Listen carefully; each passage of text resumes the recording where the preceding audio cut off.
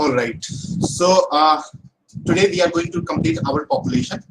और next class से जो है पॉपुलेशन डायनामिक्स आज हम कंप्लीट कर लेंगे और नेक्स्ट क्लास से थ्योरी ऑफ सोशल चेंज हम बात करने वाले हैं. ठीक है, थ्योरी ऑफ सोशल चेंज ये आपका बचा हुआ है ना. So that we will start from our next class. All right. So any question that you want to ask? कोई दिक्कत, कोई परेशानी, कोई कंफ्यूजन बताइए. सब क्लियर है? Am I audible? Okay. चलो ठीक है. चलो सो स्टार्ट करते हैं, है ना. आई थिंक बाकी लोग को टाइम लगेगा ज्वाइन करने में, but let's start. The show must go on. ठीक है. चलो. So yesterday we have discussed regarding population, right? That all the things, all the details, few factual information we discussed. We also discussed that why population increases, है ना. Birth rate के पीछे reasons क्या है, death rate के पीछे reasons क्या है. That again we have to discuss. Alright. So कल भी हमने डिस्कस किया था, कुछ बच्चे थे वो आज हम डिस्कस करेंगे. And today we will conclude our population dynamics topic. ठीक है. So आज हम पूरा कर देंगे. So we have lot to discuss today. Alright. बहुत सारे फैक्चुअल, कुछ फैक्चुअल इंफॉर्मेशन भी आएंगे and you know few concepts will also be there. Concept ऐसा कुछ है नहीं जो अननोन हो, but still we have to discuss about it. Alright. So start करें. Shall we start?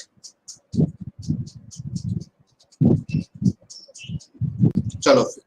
So causes of, सबसे पहले first of all that what are the causes of high birth rate. मतलब बर्थ रेट अगर increase हो रहा है, ठीक है, तो उसके पीछे रीजंस क्या है. जैसे आप देखो, चाइना अभी जैसे नंबर 1 है पॉपुलेशन डायनामिक्स पे, दूसरे नंबर पे अपना यूपी है, उत्तर प्रदेश है, तीसरे नंबर पे बिहार है. ठीक. तो this is the thing related to it. So why we have the high birth rate, है ना. उतना ज्यादा दिक्कत क्यों है. सबसे पहला the first reason behind the high birth rate in India, if you look at the Indian scenario, the Indian scenario के according इसलिए है because of early marriage. ठीक है. तो देखो, बहुत इंडिया की अगर आप बात करोगे और आप अपने पेरेंट्स से पूछ के देखना, सो बहुत सारे मोस्ट ऑफ द पेरेंट्स जो है, मतलब पहले जो होते थे पुराने टाइम पे 80s में भी जिनकी शादियां होती थी तो काफी अर्ली टाइम पे हो जाती थी, बहुत छोटे से उम्र में हो जाती थी लोगों की शादी. Right. So this is the thing. So उस अर्ली एज में शादी होने की वजह से there is population pressure and birth rate is high because of that also. Okay. So इसलिए देखो, तो government has also analyzed this thing कि यार देखो early age की वजह से तो शादी हो जा रही है जल्दी. So there must be something. So for that reason government has also modified the laws, have also framed the laws and have fixed the marriageable age. ठीक है. गवर्नमेंट ने भी क्या करा, मैरिजेबल एज फिक्स कर दिया. For girls the marriageable age is fixed at 18 years. For boys the marriageable age is fixed as 21 years. ठीक है. गर्ल्स के लिए 18 इयर्स है, बॉयज के लिए 21 इयर्स है मैरिजेबल एज. ठीक. In order to avoid the high birth rate. ठीक है. So that is the thing. Often you will find, या definitely it should be extended actually, है ना. आप 18 इयर्स क्या है, वो तो बच्चे ही होते हैं. 21 इयर्स क्या है, बच्चे ही होते हैं, है कि नहीं. It should B actually extended. वो दोनों का होना चाहिए 25 एंड अबव, है ना. और ये इतना देख लो, इतना पार्शियलिटी क्यों, ये 18 ये 21, है ना. सो this is the thing. So first one is customs of early marriage. Right. उससे रिलेटेड गवर्नमेंट ने क्या बनाया, गवर्नमेंट ने बोला कि भाई मैरिजेबल एज फिक्स है. और देखो, ये गवर्नमेंट ने जो ये मैरिजेबल एज जो फिक्स किया है, it is not about this thing present time, but initially also Akbar ने भी मैरिजेबल एज फिक्स किया था कि भाई साहब ये देखो मैरिजेबल एज आपका ये होगा. उसका ऑब्वियसली उस टाइम पे बहुत ज्यादा कम था, 12 के करीब था. 12 इयर्स में ही शादी होगी. 12 और 14 या 15, 12 इयर्स फॉर गर्ल, 15 या 14 इयर्स फॉर बॉयज. ठीक. तो मेडिवल पीरियड में भी मैरिजेबल एज को फिक्स किया जा रहा था. तो देख रहे हो, ये जो एग्जांपल है हमारा अकबर का मेडिवल पीरियड के टाइम का, this particular example reflects that population pressure is not a new challenge. We are carrying this particular challenge since time immemorial. है ना, उस सारे चैलेंज को हम कैरी फॉरवर्ड करते आ रहे हैं, ठीक। So that is one of the thing related to population. What is the next thing related to this thing is illiteracy. अब देखो जहां पे illiteracy रहेगी, so there people will have the broad horizon. उनके पास broad horizon तो होगा नहीं, that they multiple perspective, अलग अलग पर्सपेक्टिव से सोच करके देख सके। ऐसा लोग कर सकते हैं क्या? नहीं कर सकते हैं। क्यों? क्योंकि उनके पास हॉरिजन ही ब्रॉड नहीं है, उनके पास तो छोटी सोच है। तो जिनके पास छोटी सोच रहेगी, जिनका हॉरिजन ही ब्रॉड नहीं रहेगा, तो नहीं कर सकता। और ब्रॉड हॉरिजन के लिए आपको क्या चाहिए? लिटरेट होना चाहिए, लिटरेसी, एजुकेटेड, है ना। तो आप देखो कोई भी जो एजुकेटेड है, बॉय हो या फिर गर्ल हो, education means I am talking about true education, ठीक। अगर कोई भी एजुकेटेड है तो ऐसा नहीं है कि उनके मतलब एक क्रिकेट टीम है उनके घर में घूम रही है, ठीक, तो ऐसा कोई सीन नहीं होता है। Alright, so this is the thing about it, illiteracy. So और especially the literacy of women matters. ये हमेशा याद रखना। If the women are literate, if the women are educated, so there is a high probability that they will go for family planning. If the women are not literate, so they will not go for the family planning. वो जाएंगे नहीं family planning पे, ठीक। So this is the thing. ये भी एक scene है related to it. Then because of illiteracy also people are not aware about the contraceptives, ठीक। लोगों को पता नहीं होता है उन सारी चीजों के बारे में, और they consider it as a taboo to discuss, right? तो this is the thing, this is the thing related to illiteracy. Next, what is the next problem for high birth rate? मैं ज्यादा फास्ट तो नहीं हूं ना, सही जा रहा है, समझ में आ रहा है?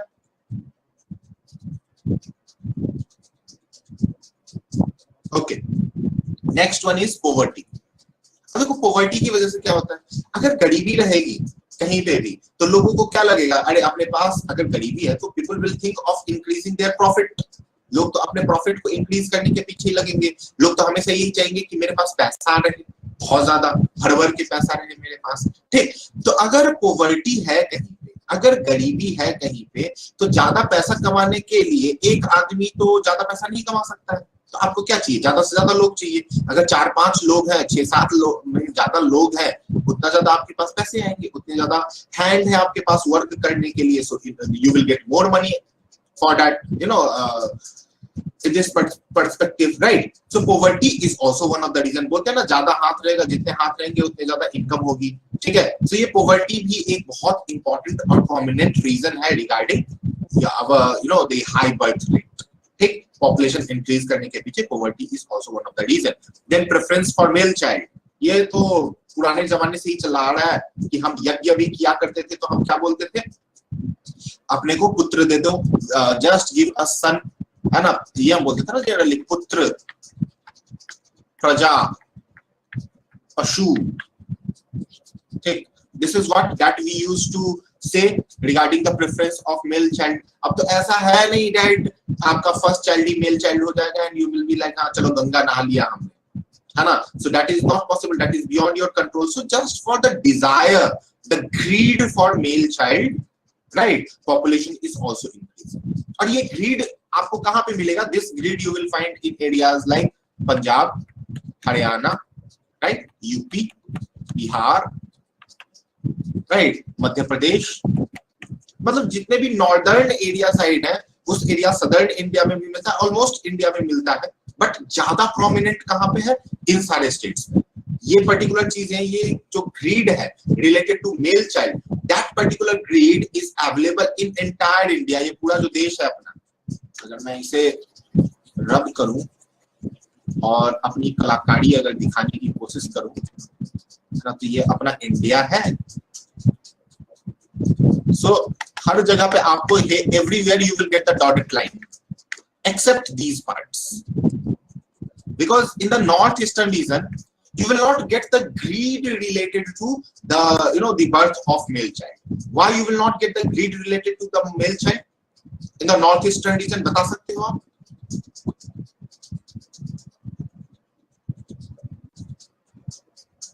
Why there is no greed as such? It's not about gender equality, in other parts also, you know, the gender equality is being promoted, but in northeastern side now we have discussed already in our systems of kinship में हमने already discuss किया था ना, that in the northeastern side they are matrilineal,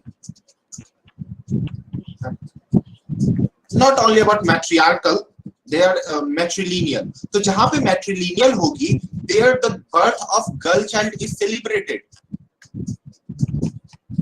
है ना? There, when the girl child attain the age of puberty, that is also celebrated, right? In the northeastern part and in the few communities of South India. ठीक, तो ये दो जगह पे celebrate किया जाता है. All right. So this is the thing.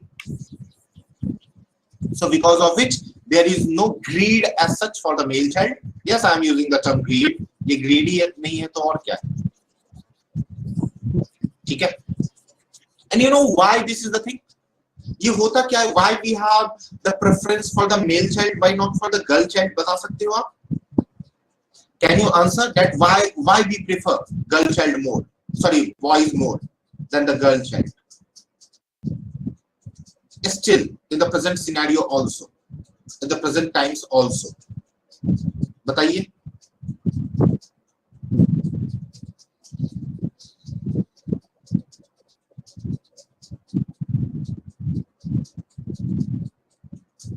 Spending over boy is less.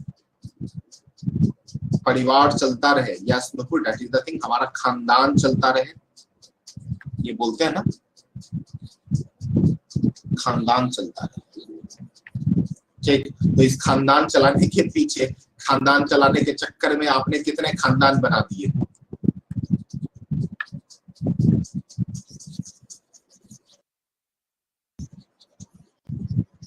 Yes, that is the thing. One reason, absolutely. What another reason is that who performs the rituals? है ना, करता कौन होते हैं? Yeah, definitely, Anjali. In South India, in few parts of South India, in northeastern regions, right? So the society is matrilineal. So everything is being traced from the mother's side, right? So this is the thing. तो आप लोग के इसमें क्या होता है? Areas में boy has to move or you will have to move. मतलब उधर का सीन क्या है? मैट्री लोकल है या पैट्री लोकल है सोसाइटी?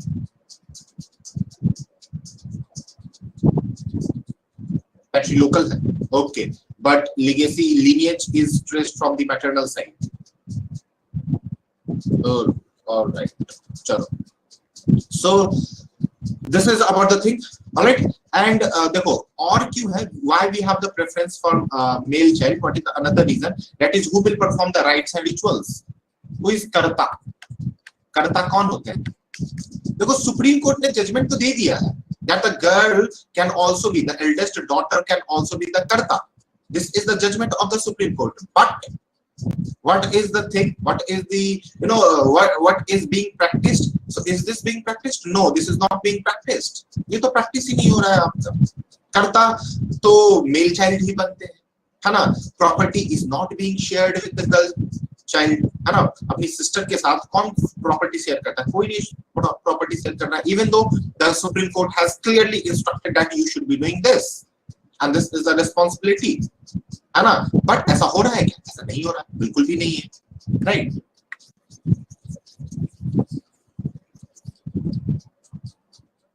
चलो. So these are the reasons behind increasing birth rate in India.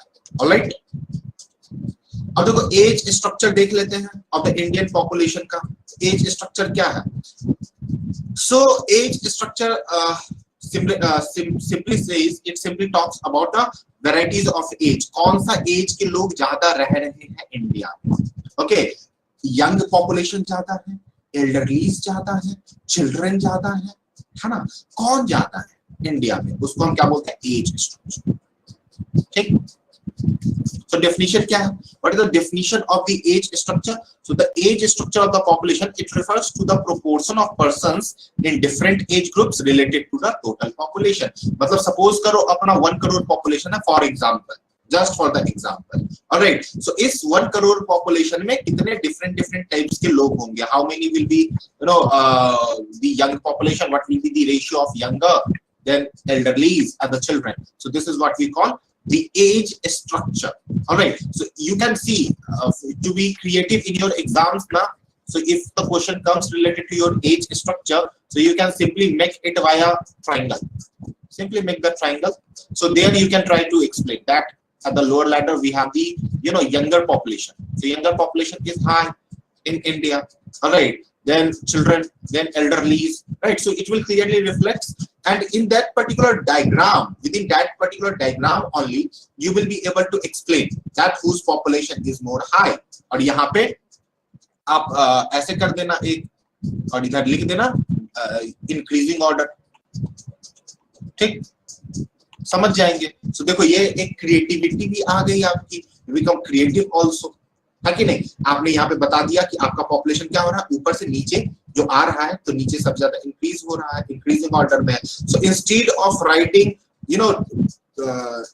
statement in 20 words at least, you will be able to explain it via simply one diagram, and you will get enough word limit also. So in that particular word limit, you would be able to express the another point. All right, so your diversity, the diversity in your answer will increase. All right, so this is actually the beauty of using diagrams in your answer sheet. All right, so always try to be creative while writing any answer. Not try to be creative. Nowadays you guys are not writing any answers, but that you guys used to. अब तो लगता है आप लोग एकदम लग गया है कि एकदम मस्त हो जाएगा, हो गया होगा आप लोग का आंसर राइटिंग, है ना. So try to be creative. Do not stop writing answers. All right. The more you write, the more you learn. So remember this mantra. ठीक, तो जितना ज्यादा लिखोगे उतना ज्यादा बेहतर होगा आपके लिए. चलो. So this is the thing. Then the structure changes in response to the changes in levels of development and the average life expectancy. तो population structure जो है, that actually keep changes. All right. जैसे ही हमारा level of development change होगा, जिस चीज का जिस सपोज करो अगर हमारा health infrastructure, why we have now we have our death rate is actually low. So why the death rate is low in our country and in majority of the developed nations and the developing countries as well? Why the death rate is low? Death rate is simply low. It is because of the development in that particular age structure, isn't it? So the health infrastructure has improved. Okay? So it is because of the improvement in the health sector. It is because of pension that the government is providing. Now see what is happening with respect to the pension. If the government is providing pension, that makes the elderly economically empowered, isn't it? If it is making population economically empowered, then that obviously their life expectancy would increase, and if their life expectancy is increasing, definitely their number of population would also rise. Clear? So this is about the the development with respect to any structure. Why we have stagnant, our youth population is actually increase तो हो रहा है because of increase in the birth rate. वो we do not, we never wanted कि हमारा birth rate increase, हमारा young population increase करे. ऐसी कोई planning रही ही नहीं है गवर्नमेंट की. young population इंडिया का इसलिए है because of our high birth rate. ठीक है, हमारे बर्थ रेट की होने की वजह से आप देखना in the coming 50 years ये जो हमारा population है, young population, that will go down. Young population नहीं बचेगा because nowadays people are following the family planning that they should actually follow the family planning things and all right, but at the same time you have to maintain also. आपको चीजें भी maintain करके रखनी पड़ेगी. ठीक है, it's not like that you will in the name of family planning you will reduce the population.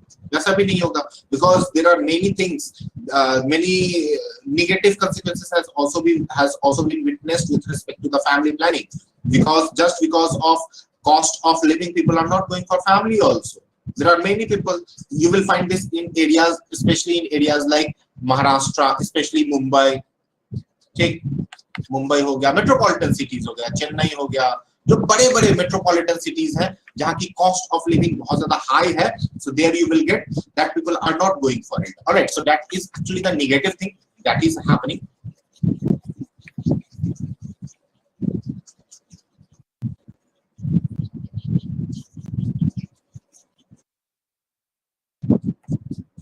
Alright, चलो, so this is the thing. तो देखो overall global population growth model क्या रहा है, थोड़ा ग्लोबली भी देख लेते हैं, so that we will be in a position to give examples from a global perspective, है ना, ग्लोबल अरेना से, ग्लोबल पर्सपेक्टिव से हम एग्जांपल्स को अपने दे पाएंगे। तो पहले कंट्री में इनिशियली क्या हुआ करता था, if you look at the India और इंडियन साइड, अगर आप इंडियन साइड की अगर देखोगे, इनिशियली कंट्री में there were lack of medical facilities, है ना, इंडिया की मेडिकल फैसिलिटीज अच्छी थी नहीं थी, है ना, पीपल यूज्ड टू डाई, बहुत ही प्रॉब्लम, बहुत ही हाई लेवल की प्रॉब्लम हुआ करती थी, ठीक है। So this is the thing related to it, okay. So there was diseases, भर भर के डिजीज होते थे, prevalence, you know, disease was very much prevalent. You remember ना that plague came in the year 1921, great famine भी हम जिसे बोलते हैं, 1921 में ही आया था या किसी और ईयर में आया था, बताओ,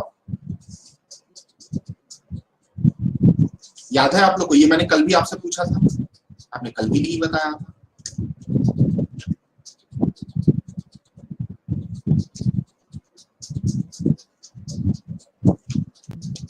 ऑलराइट, तो सर्च कर लेना एक बार, ग्रेट फेमाइन, ठीक है। So initially disease very much prevalent because of disease and of medical facilities, you know, in the initial eras there was high infant mortality rate and high maternal mortality rate also. So both the thing was witnessed, high infant mortality rate was also witnessed, high maternal mortality rate was also witnessed, both the thing was witnessed during that time. All right, why it was witnessed? Because of the lack of medical facilities, clear? So that was the thing related to the initial eras, है ना। Development आने की वजह से क्या हुआ, what you know, how development shaped and what was the impact of development with respect to population, ठीक, population के आने की वजह से उसका डेवलपमेंट पे क्या इम्पैक्ट पड़ा था। So the quality of life improves, ठीक है, जो लाइफ की जो क्वालिटी थी वो बहुत ज्यादा इंप्रूव हो गया था, अपना standard, there was a rise in the standard of living, and if there will be, now just try to imagine, if there will be a rise in the standard of living, then you will go for degrading it? No, you won't, you will start enjoying that, and you will have the idea in your mind that if you will have the more population with you, all right, then what will happen?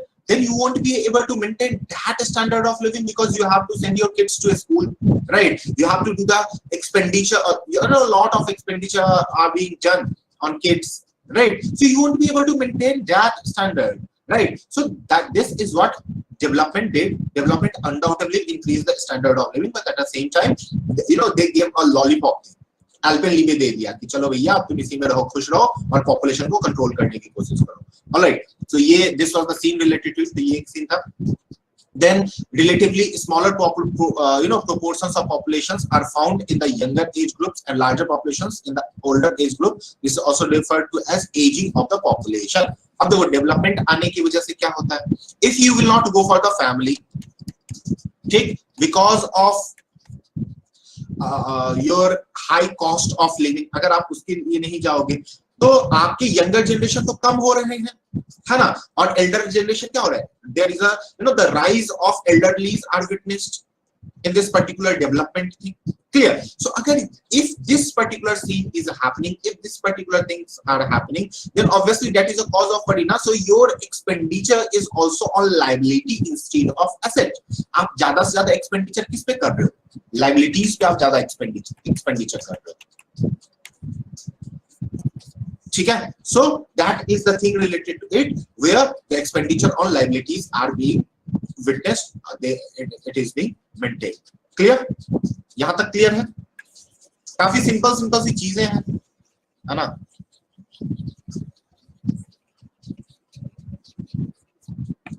चलिए देखो फिर क्या होती है, a dependency ratio also increases, A rising dependency ratio is a cause of worry in countries that are facing an aging population. अब देखो अगर ज्यादा से ज्यादा aging population होगा, and if you will, aging population will also occur due to improvement in the medical infrastructure. ठीक, तो medical infrastructure होना चाहिए, अच्छी बात है, it is not a cause of worry, but the thing is what, because of the increase in the high number of elderlies and the less number of younger generation, so for that reason उसकी वजह से क्या होता है, there is a dependency. The elderlies, they are dependent on the younger generation, and younger generation they feel it as a burden. उन्हें लगता है कि अरे यार ये तो burden है, but वो ये नहीं सोचते हैं कि हम भी तो burden थे बचपन में, right? But the thing is what, the scenario is different here. One person is rising and asset in making. हम बोलते हैं ना, children जो होते हैं, they are what? They are assets in making. All right. So this is the thing. ये एक scene है related to it. So on the other hand, a falling dependency ratio can be a source of economic growth and prosperity due to larger portion of worker related to the non-worker. Okay. And this is referred as demographic dividend. अब देखो demographic dividend का मतलब क्या होता है? Where the number of dependents are decreasing and the number of assets are increasing. ठीक है, जब आपका डिपेंडेंट का नंबर डिक्रीज हो जाएगा, एसेट्स का नंबर इंक्रीज हो जाएगा, that will be called as demographic dividend. Clear है? ठीक. So this is the thing. India के बारे में फिर बोला जा रहा है that India will have a strong young population in the coming time. आने वाले 20 सालों में, आने वाले 2 डिकेड्स में इंडिया की जो पॉपुलेशन है बहुत ज्यादा यंग होने वाली है. अभी तो फिर भी ठीक है, अभी भी है. We are the world's most youngest nation, है ना? नॉट यंगेस्ट नेशन तो हम नहीं बोल सकते हैं अपने आप के, one of the youngest nation तो है ही, but one of the youngest nation having young population. This would be the correct statement to make with respect to India. Alright. So in India हमारे फ्यूचर में हमारा क्या होने वाला है? Our age composition is going to change. ठीक, आने वाले 2 डिकेड में एज कॉम्पोजिशन अपना कंप्लीटली चेंज होने वाला है. We are going to witness a sharp rise. ठीक है, एकदम shoot, it is going to shoot the age population, younger population is going to shoot. That reflects that we are assets in making. We are having assets in making, but we have to cash in this particular thing. ये जो assets हैं हमारे, इसे क्या करना होगा? Cash in करना होगा अपने को. Otherwise, it is going to create a problem. It is going to create a challenge. Because see, just try to understand. आपने बहुत सारे youth को देखा होगा. Those youths, they are not capable enough to sustain their life, to lead their life in a meaningful way. And if the person is not able to lead their life in a meaningful way, then what are the benefits of being an asset? है ना? अगर आप लोग, you guys are also the young generation, ठीक है, अगर आप लोग अपने क्वालिटी को सही तरीके से अडॉप्ट करके चीजों को मीनिंगफुल वे में नहीं चला सकते हो, तो फिर क्या फायदा एसेट्स का? आज का यूथ तो लगा हुआ है, अरे यार मेरा तो दिल टूट गया, मेरा बॉयफ्रेंड मेरी गर्लफ्रेंड छोड़ करके भाग गई, अब हम इस दुनिया में जी नहीं सकते, है ना? आज का यूथ तो इसी में लगा हुआ है, मेजॉरिटी ऑफ द यूथ, है ना?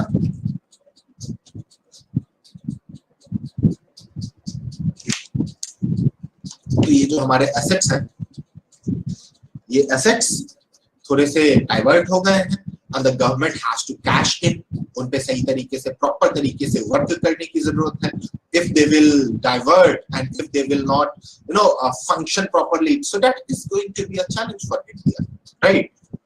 So 0 से 14 years age group will reduce its SAR by about 11%, while 60% age group will increase its SAR by about 5%. अब देखो, it is also witnessed that at the end of the 2 decades, 2 decade के खत्म होने के बाद हमारे जो यंगर पॉपुलेशन है, जो किड है, 0 से 14 इयर्स के जो लोग होते हैं, उसको हम क्या बोलते हैं? चिल्ड्रन.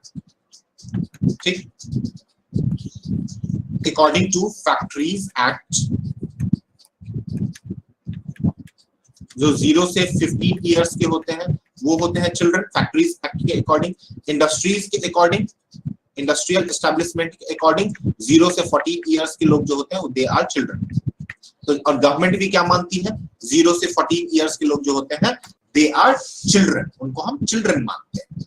ठीक.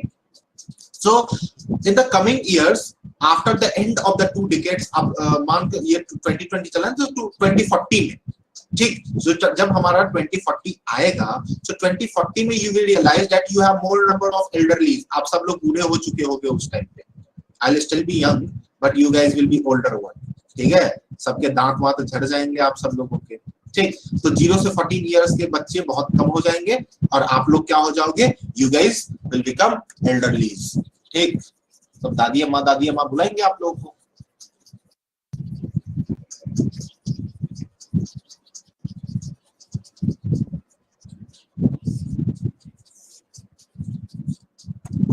चलो, so this is the reason. So for that purpose it is being propagated by various social scientists, not only the social scientists but economists also, to utilize the assets in a proper channel, in a proper way. और हम कहाँ पे लगे, हम उन्हें नारा लगवाने में लगे हुए हैं, ठीक है, कि आप आओ हमारे पीछे 75 इयर्स ओल्ड पर्सन के पीछे खड़े होकर के नारा लगाओ कि तुम संघर्ष करो, हम तुम्हारे साथ हैं, है ना।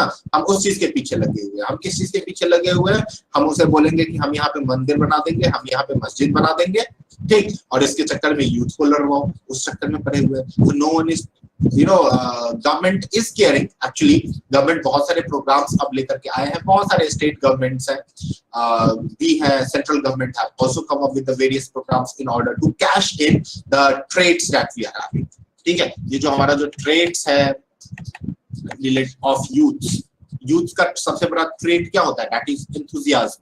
So for this particular purpose, in order to cash in the traits of youth population, we have various schemes. The government has launched the various schemes, right? Central government भी और बहुत सारे almost all the state governments. So everyone is working in order to cash in. But there are a lot of challenges that is also being faced. So government has to tackle those challenges.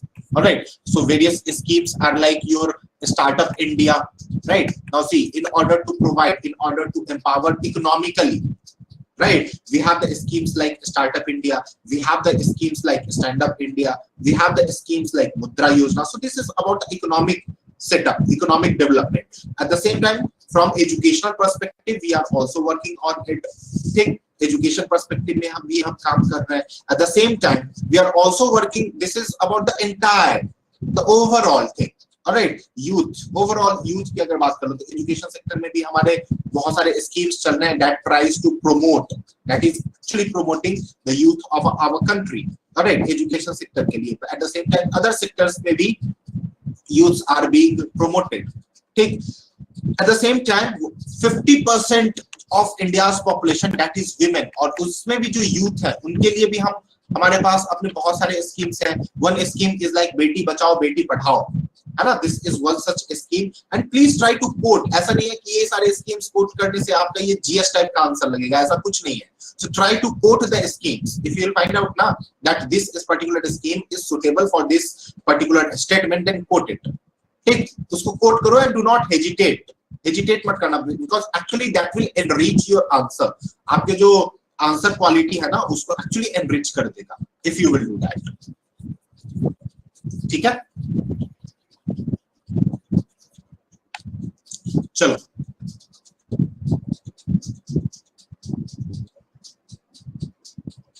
तो देखो ये अब next topic हमारा क्या बोल रहा है कि ये जो एज स्ट्रक्चर में जो चेंज हो रहा है, will that promote the demographic dividend in India? Will that actually impact the demographic dividend? What is demographic dividend? बताओ आप मुझे जरा. अभी ऊपर में हमने डिस्कस किया है the meaning of demographic dividend. बताइए क्या है इसका मतलब.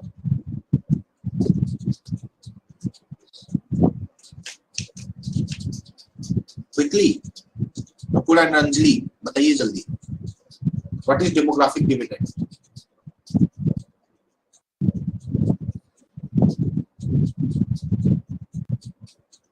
You can unmute yourself.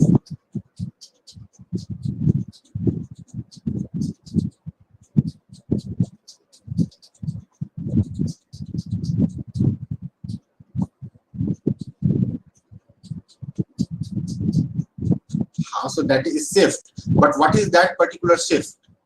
वो shift क्या है?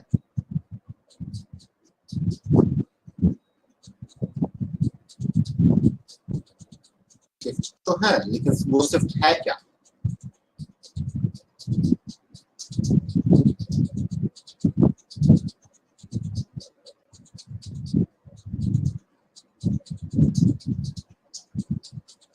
बताओ.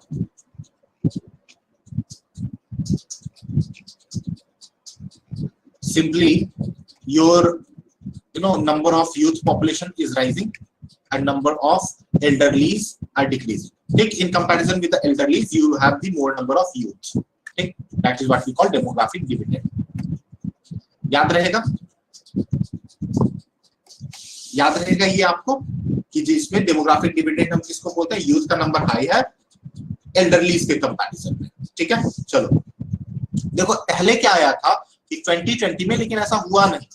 पहले क्या सिनेरियो था कि 2021 में 2020 में 29 years, know the average Indian will be only 29 years old, लेकिन ऐसा है नहीं, अभी भी ऐसा चेंजेस नहीं आए.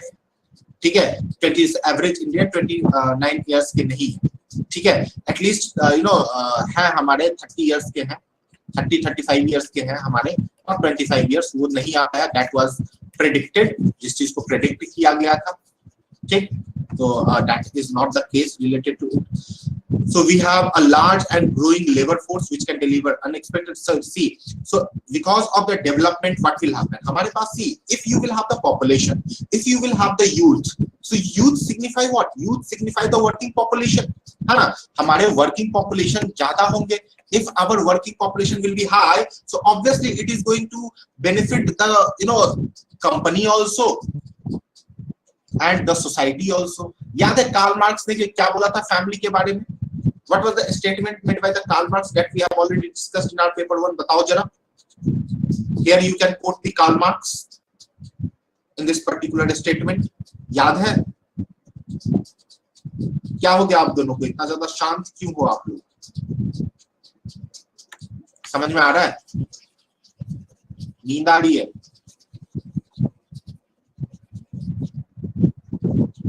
Then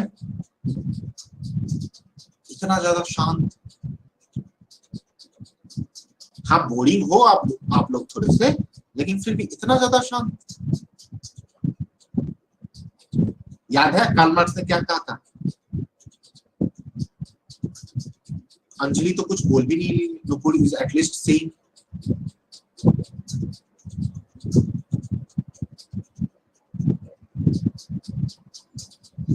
Anjali, all good from your side?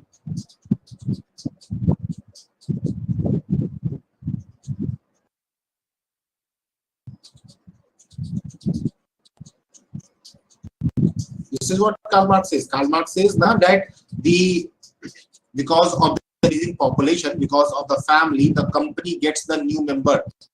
एक कंपनी जो है, इंडस्ट्री जो है, उनको क्या मिलता है? न्यू मेंबर मिलता है. न्यू मेंबर नहीं, न्यू एम्प्लॉय बोल लो. Take new worker, they gets the new worker. All right, so with the help, because of the development, the factory will also get the new worker as quoted by Karl Marx. यहाँ पे आप quote कर देना भाई, as says by Karl Marx, as stated by Karl Marx. Okay, so ये आप quote कर देना. So there is increase in the proportion of workers, है ना, related to non-workers in the population. All right, so there will be changes in its structure due to the demographic transition, lower the dependency ratio, thus creating the potential for generation for growth. ठीक, तो growth generation के लिए भी in the if the population is rising, so it is also necessary, it is also important for the generation of growth. Okay, so this potential, the youth, the assets that we are having, this potential can be converted into actual growth only if there is a rise in the working age group accompanied by increasing levels of education and employment. तो देखो ये जो हम अपना है, ये जो हमारे assets हैं, so we will be in a position to make them or to go for actual growth formation only when we will include the assets, when we will mix the assets with proper literacy, with proper skill, with proper education, because youth without education is not an asset. ठीक है, they become the liability because they don't have any skill. जब तक उनकी body चलेगी तब तक वो manual labour कर लेंगे और कितना ही ज्यादा कंट्रीब्यूट कर लेंगे with manual labour. And manual labour is manual scavenging तो प्रोहिबिटेड है ही. And no job is good or bad, but you always have to aspire for high ना. यूथ का चीज क्या है? यूथ किस चीज को सिंबलाइज करता है? यूथ मानता क्या है? They have the ambition. Youth has the ambition. Youth are the ambitious one. All right, so if you will have the small mindset, if you will have the small thinking that अरे अपने को 10-20 हजार की नौकरी मिल जाए, एक घर हो जाएगा अपना, शादी कर लेंगे, बच्चे हो जाएंगे, बस मजे से जिंदगी कट जाएगी. So this is not the youth symbolizes. ये सारे यूथ के सोचने की बात थोड़ी ना है. यूथ के तो ड्रीम हमेशा बड़े होते हैं, है ना. So if youth will remain the unskilled, if youth will remain the uneducated, then that is going to backfire. फिर तो ये चीजें backfire कर देगा that you have maximum number of youth population but they are unskilled. So instead of being an asset, they are the liability. है ना, वो asset होने की वजह क्या बन जाएंगी, liabilities बन जाएंगे. So that is the negative aspect related to it that no one should be doing. जो किसी ने भी नहीं करना चाहिए. ठीक.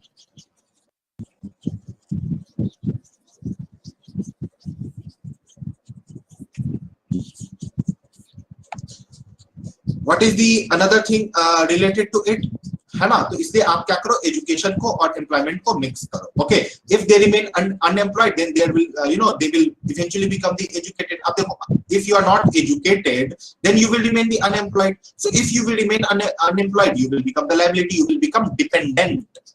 फिर dependent हम किसको बोलते हैं, we call dependent those who are the elderlies one, हम elderlies को बोलते हैं dependent. But if the youths remain the unemployed, if the youths remain the unskilled, so they become the dependent one. तो वो हमारे dependent बन जाते हैं and they are not able to do something good for the society, for the larger sections of the society actually. मुझे ठीक है. So, Census of India reveal of sharp fall in the rate of employment generation, creation of new job across both rural and urban area. Census ने क्या करा? Census of India बोला कि भाई साहब देख लो, ऐसा क्या हो रहा है? ऐसा हो रहा है कि employment opportunity sharply decline कर रही है. There is another reason that increasing population is also one of the reason. But as you have the youth generation, as you have the youth with you, so youth का कुछ फायदा हो नहीं रहा है, आपका जो है डिक्लाइन हो रहा है एम्प्लॉयमेंट रेशियो. अब देख लो, अगर आपका एम्प्लॉयमेंट रेशियो डिक्लाइन अगर करेगा, so definitely your the assets they won't be able to fruitful, they won't give you the fruitful result. ठीक, इस चीज के लिए देख लो आप. This is what the census of India, census 2011 also highlighted the same thing. यहाँ पे फैक्चुअल इंफॉर्मेशन दे रखा है that you can note it down in your from your notes. अच्छा, एक बात बताओ, कल आप लोग को रिलीजन का नोट्स मिल गया था?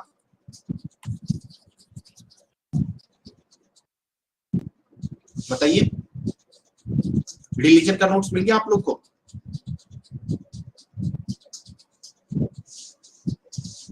चलो ठीक है. So all right, so that is about the population, that why birth rate हमारा क्या हो रहा है, प्लस डेवलपमेंट का क्या इम्पैक्ट होगा इन सारी चीजों पे.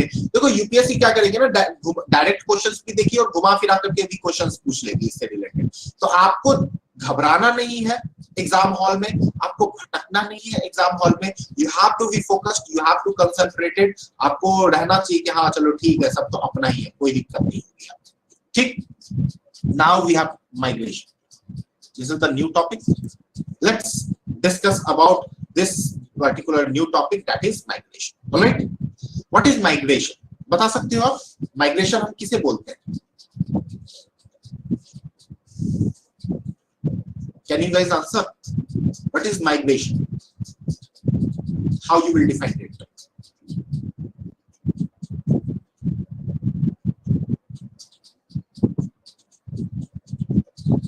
सोशियोलॉजिकली अगर डिफाइन करने के लिए बोलूं तो देखो, माइग्रेशन को हम बोल सकते हैं movement of person from one place to another with moderate adoption of culture. मेरी राइटिंग बहुत अच्छी है ना, देख ही रहे हो, मोती टपक रहा है. ठीक, so please pardon my hand writing.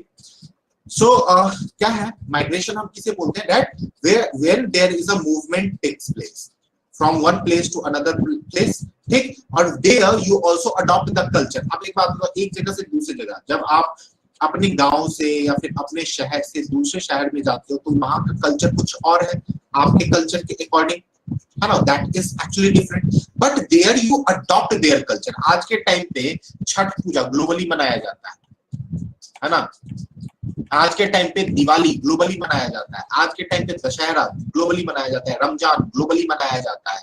Alright, so everyone has adopted, everyone is accustomed with that particular culture, so why this has happened? ये ग्लोबल सिनेरियो जो हो गया है, ये क्या हो रहा है, लिटिल ट्रेडिशन से ग्रेट ट्रेडिशन में जा रहा है, यूनिवर्सलाइजेशन हो रहा है या पैरोकियलाइजेशन हो रहा है, बताओ जरा।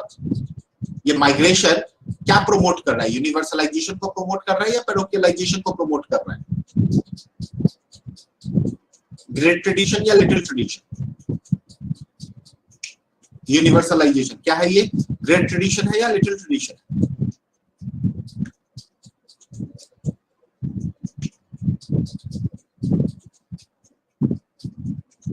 Little to great, right, okay. तो दिस इज व्हाट, सो वहां पे आप क्या करते हो, you assimilate, absolutely correct, okay. So होता क्या है, you move from one place to another place, और वहां के कल्चर को जाकर के सीख लेते हो, कोई देखते हो, है ना, किसी को देखना होता है कि अरे that particular person is speaking in this manner, so I also have to speak in that particular manner, है ना। So that is the thing, this is actually the meaning of migration, यही हम बोलते हैं माइग्रेशन।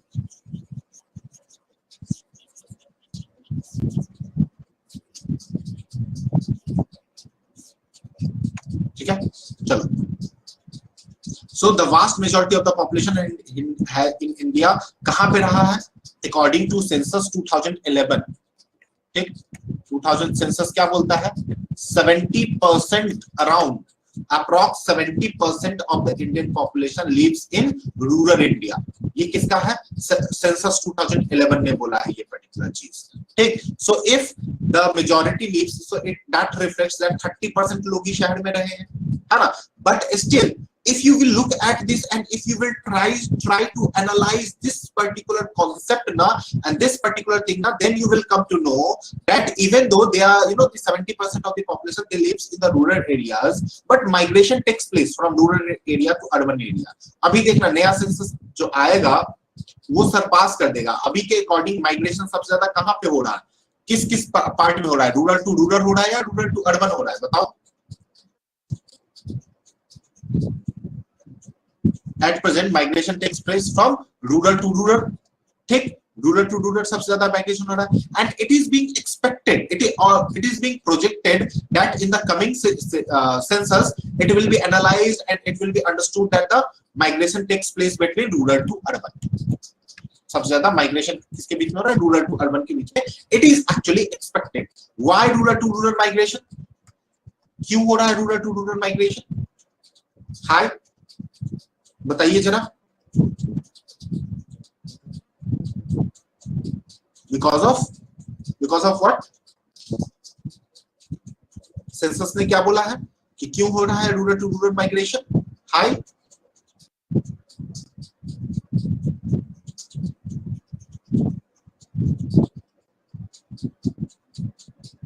पुश फैक्टर,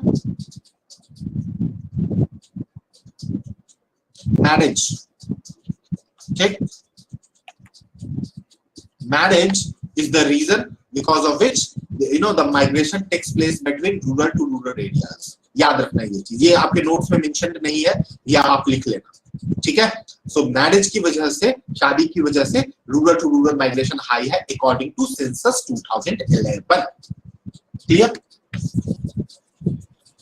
ये सारी चीजें human and economic geography नहीं हुआ है आपका,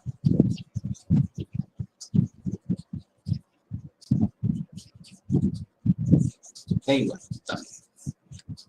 कोई बात नहीं, अभी जान लो, ह्यूमन एंड इकोनॉमिक ज्योग्राफी में भी पढ़ाया जाएगा, है ना, और आई थिंक इंडियन सोसाइटी में भी हुआ होगा आप लोग को।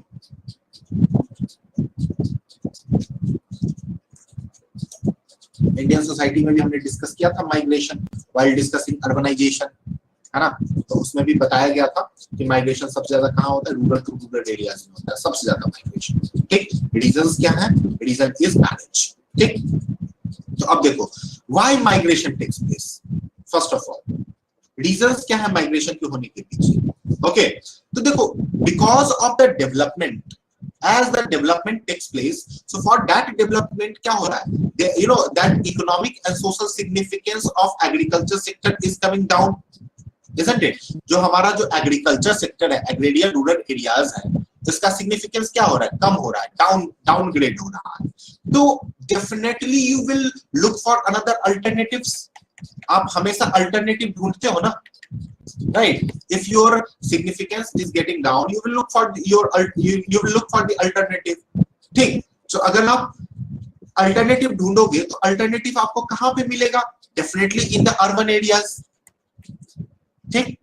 अर्बन एरियाज में मिलेगा या फिर बगल के पड़ोस के विलेज में मिलेगा, जहां पे आपको कुछ और काम करने को मिल जाए, कुछ चीजें और मिल जाए, right? So that particular thing actually will motivate, right? Or that particular thing actually helps in migrating from one place to another place. ये क्या करेगा? माइग्रेट करवाएगा एक जगह से लेकर के दूसरे जगह पे, ठीक है?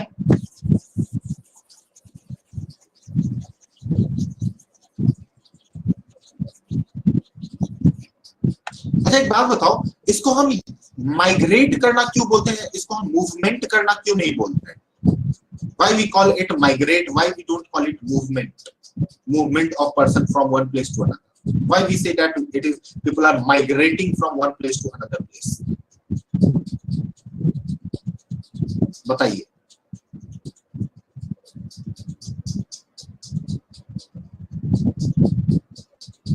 Don't know। देखो, मूवमेंट जो होता है वो शॉर्ट टर्म के लिए होता है, that is for the short term, okay, and for a specific purpose, ठीक है? मूवमेंट का क्या होता है? स्पेसिफिक पर्पस होता है। मूवमेंट हो रही है, किस चीज के लिए मूवमेंट हो रही है? इस काम के लिए मूवमेंट हो रही है। आप क्या करने जा रहे हो? ये काम करने के लिए जा रहे हैं। So the target is locked, the target is fixed, but migration में ऐसा कुछ नहीं, the target is not fixed. Why you are migrating? You are migrating because of two factors, one factor is push factor, another factor is pull factor. All right, what is push factor migration? Push factor migration clearly says, yesterday also we have discussed regarding these things, that is your लिख दूं तो your push factor migration, ठीक, and pull factor migration. So these are the two factors of migration. So why push factor migration? So there people are not willing to move from one place to another, but rather they are compelled, they are forced to migrate from one place to another place. So that is what we call the push factor migration. For example, flood, for example, tsunami, for example, war, right? So political disturbances, political lynching, है ना? So these are the examples behind the push factor migration. What is pull factor migration? Where there is something that is attracting you, जो आपको attract कर रहा है चीजें, that you want to. No one is forcing you. All right, here that there, you know, there your willingness is at the top. आपका willingness वहां पे top पे है. So that is what we call the pull factor migration. Clear? So this is the difference between the push factor migration and the pull factor migration, and these are the two reasons because of which the migration takes place.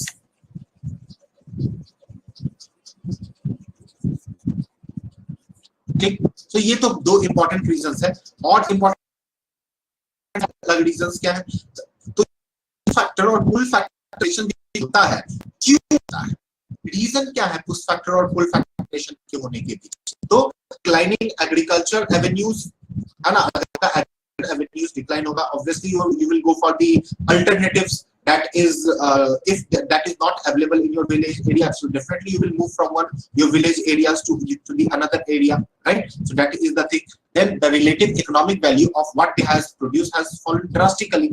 आज के time में agriculture goods जो आपने produce करा है उसका क्या हो गया? वो कम हो जाता है. सो अगेन इफ आपकी मेहनत अगर रंग नहीं ला रही है, if you are not able to sell your commodity also for just for you know imagine for the time being, if you are not able to sell your commodities for the time being, all right, you know in your particular area in a profitable way, in a profitable manner, so definitely you will move, you will leave that particular profession. Why you will be in that profession that is not giving you the profit? जो आपको profit ही ना दे वो profession में तो आप रहोगे नहीं ना. So that's why that people will move from that particular area. Okay. Then the thing is what, अभी देखो एक और चीज क्या होता है, हमारी इमेजिनेशन. अवर इमेजिनेशन ना, इमेजिनेशन का बहुत बड़ा रोल होता है, ठीक है. Imagination always plays the prominent role. अब इमेजिनेशन की वजह से क्या हो रहा है, अब आप ही लोग सोच करके देखो, you are so much fascinated about US, हो या नहीं हो, आप लोग को अगर मौका दिया जाए तो आप लोग यूएस में सेटल होना चाहोगे या नहीं होना चाहोगे, होना चाहोगे बताओ, होना चाहोगे यूएस में सेटल, क्यों होना चाहोगे, रीजन नुपुर.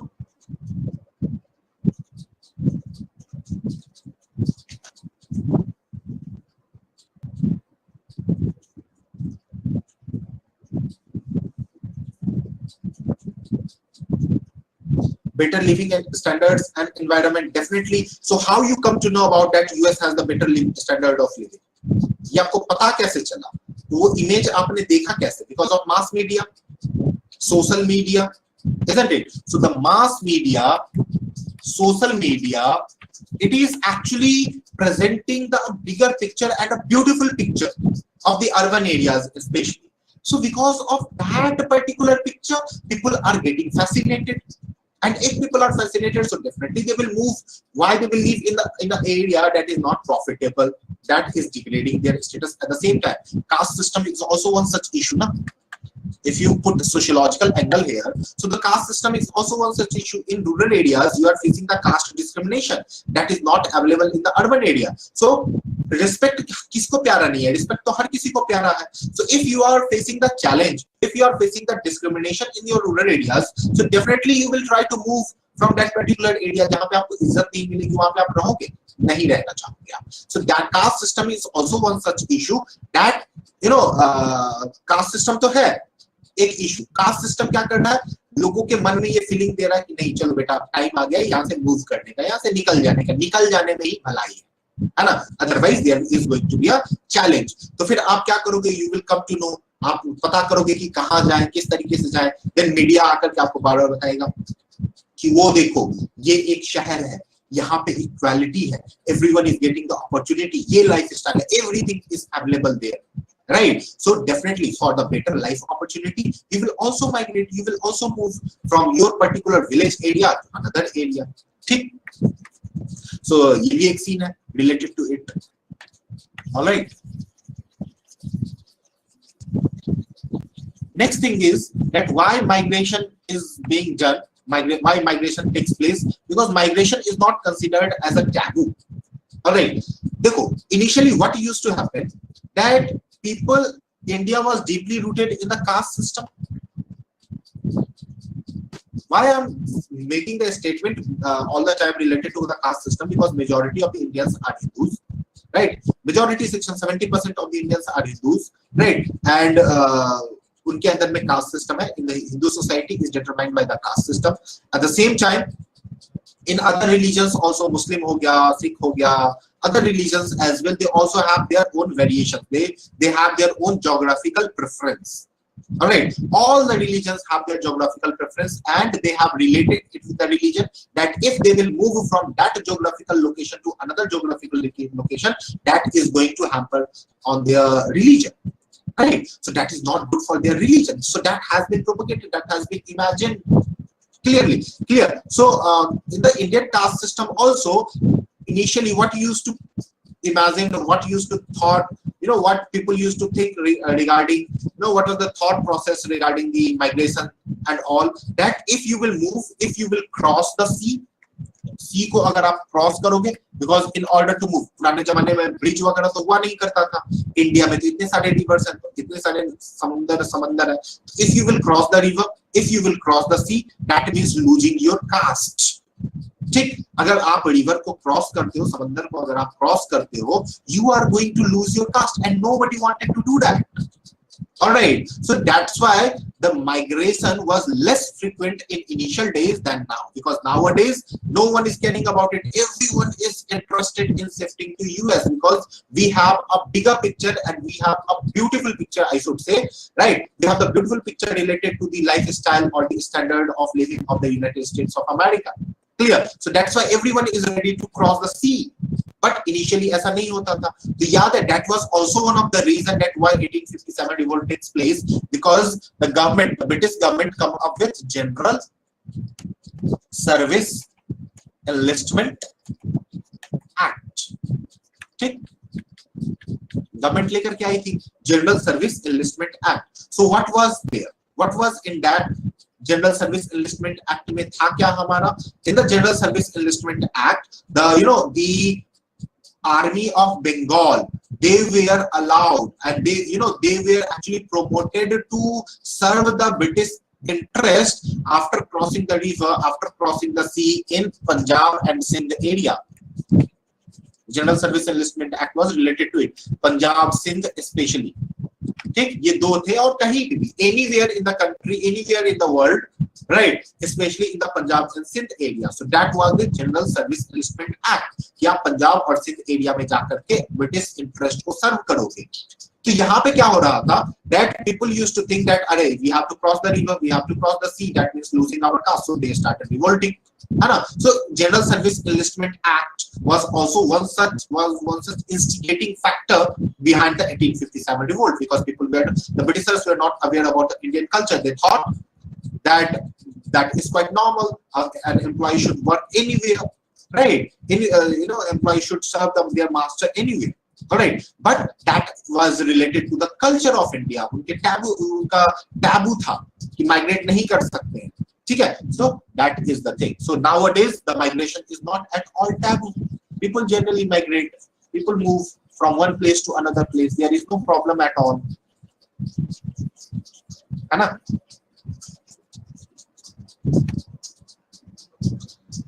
चलो.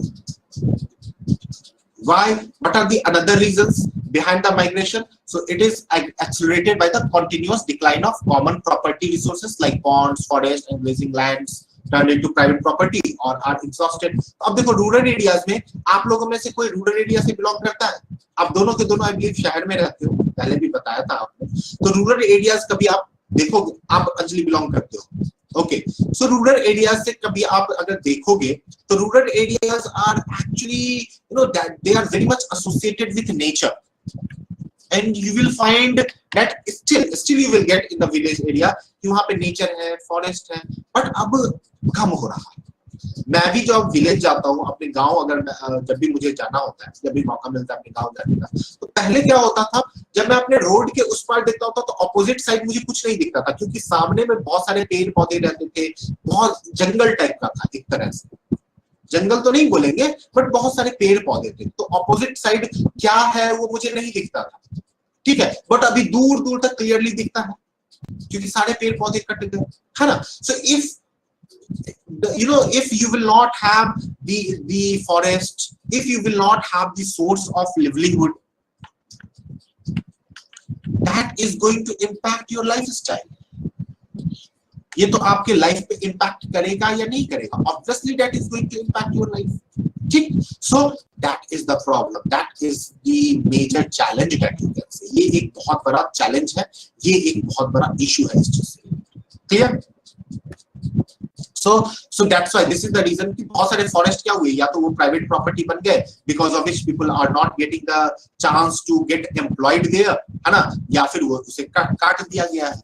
तो उनका जो सोर्स ऑफ लिवलीहुड है वो छीन लिया गया, सोर्स ऑफ लिवलीहुड. ठीक, so this is a problem, this is a challenge related. All right, so this is also one such reason that why migrations takes place. Okay,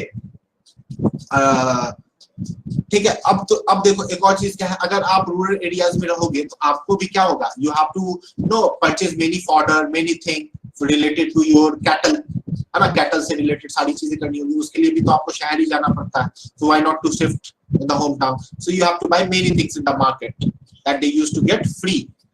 ठीक है, like fuel, fodder, supplementary food items, है ना. तो आपका जो जंगल जो cut गया, तो जंगल कटने के बाद आपको सारी चीजें खरीदने के लिए कहाँ पे जाना पड़ता है? शहर की तरफ ही आपको भागना पड़ता है ना. So if you have to move towards the marketplace only that is situated in the urban area, so why not to settle there, why not to migrate there? तो यहाँ पे रखा ही क्या है, किसी की दया पे, किसी की कृपा पे क्यों रहना, रखा ही नहीं है यहाँ पे कुछ. ठीक, सो सिंपली क्या करो, मूव कर जाओ, माइग्रेट कर जाओ, right? So that is the thing. Another thing is that in the urban areas you get the more opportunities to work. वहां पे तो आपको ज्यादा opportunities मिल जाता है काम करने को, ठीक? So that is also one of the thing related to the migration. काफी easy चीजें हैं. अब देखो क्या हो रहा है, because of the nuclear family, ठीक? As the population has risen, as population has increased, population growth हो रहा है, उसकी वजह से क्या हो गया, land हमारा fragmented हो गया. We are witnessing the fragmentation of land. तो छोटे पार्ट हो गए. So with the fragmentation of land, you have the less, profit also. You are getting the less profit also. So if you are not earning more, if you are not getting the more profit, so what is the point being there in living there? Okay. So that is also the issue. That is also the thing related to it due to the fragmentation of land. All right.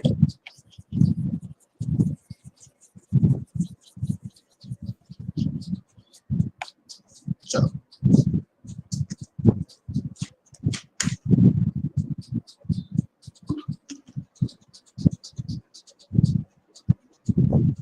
then again shrinking land holdings, लोगों की land holdings भी बहुत ज्यादा cut हो रही है, कम हो रही है. Okay, now the cities may also be preferred for social reasons, especially the relative anonymity it offers for the socially oppressed groups. We have already discussed those who are of the lower caste, those who are socially oppressed in the urban areas. They don't they are not being judged based on their birth, है ना.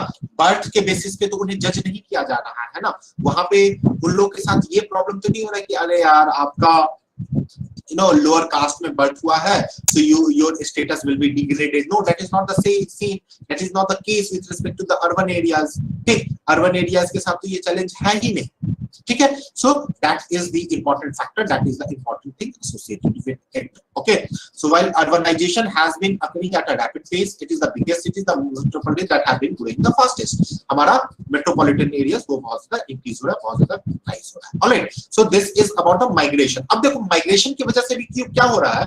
Because of migration also the population is rising. अब देखो ये particular area है, इस particular area में 500 लोग रहते थे, इस एरिया में 500 लोग रहते थे. यहाँ के 300 लोग because of various reasons that we have discussed, यहाँ के 300 लोग migrate कर गए. कहाँ पे? इस एरिया में. तो ये क्या हो जाएगा? प्लस 300, टोटल कितने हो जाएंगे? 800.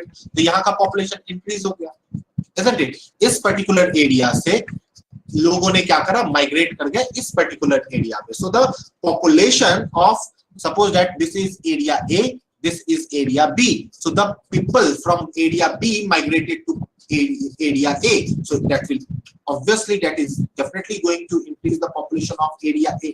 ठीक, so migration की वजह से क्या होता है? population भी increase होता है. ठीक है.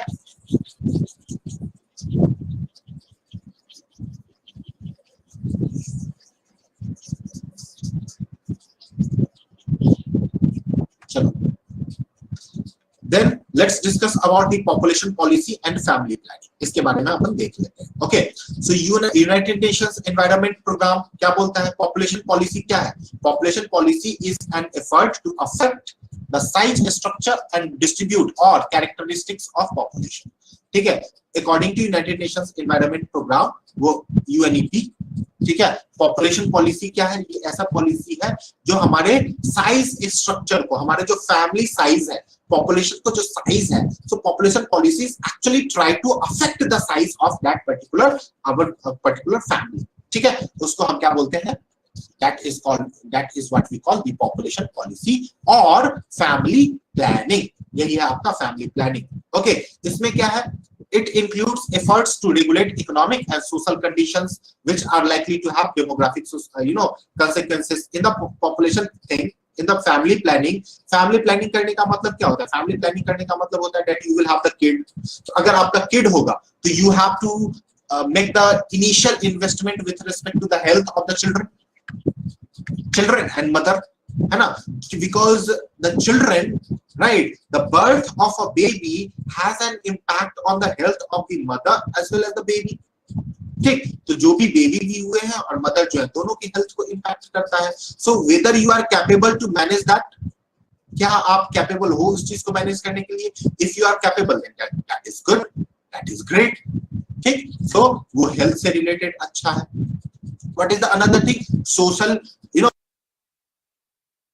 Economic perspective, social perspective. Similarly, we have to work on society में how you will socialize, how you will let them, you know, make them aware of the norms, the rules, about the regulations of the society.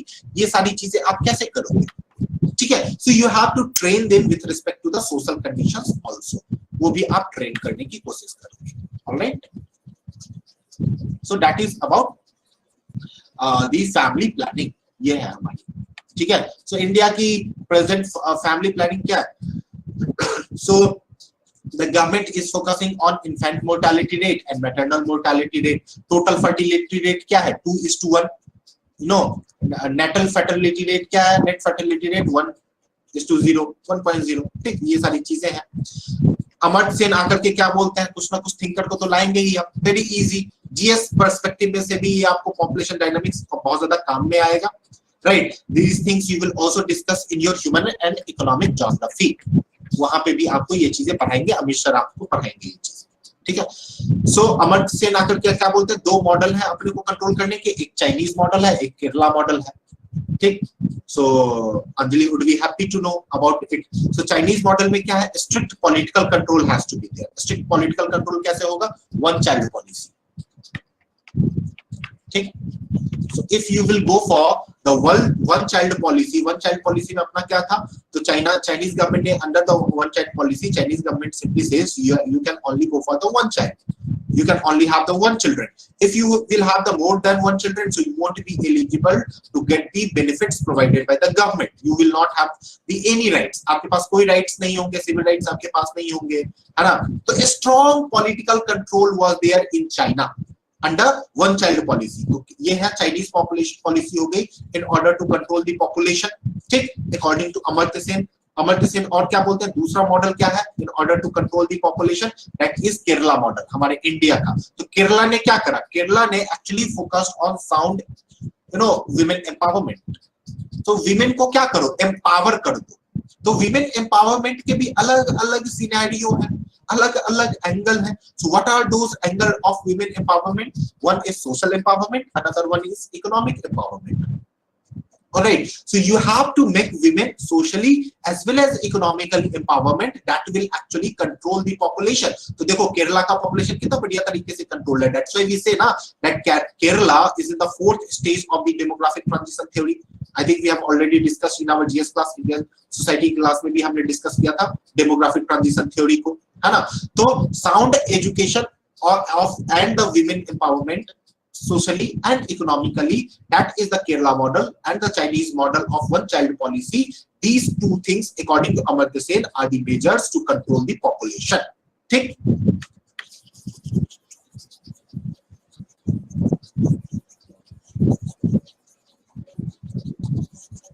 देखो I am fast today and I am not making any stories or telling you guys, है ना, just because we have to complete it, ठीक है। Next week में अपना syllabus complete हो जाएगा optional का, नेक्स्ट वीक से पहले ही। अब you need only 3 or 4 classes, ठीक है, 3 से 4 maximum, I am telling you, क्योंकि कुछ टॉपिक्स ही आपके बचे हुए, वो मैक्सिमम 3 से 4 क्लासेस आपके लगेंगे and your you know optional will be done, you will be done with your optional. Alright,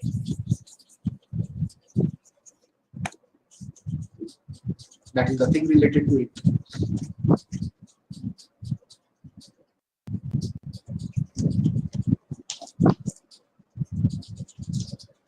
चलो, पॉपुलेशन पॉलिसी क्या एम करता है? By the way, where are your rest of the friends? सब लोग बीमार बहुत ज्यादा पड़ रहे हैं क्या? नुपुर, आपकी बात हुई है? Sindhuja is also absent today, Rukhsana is also absent, Vipul तो बीमार है ही, विपुल से हुई थी। इज ये ओके?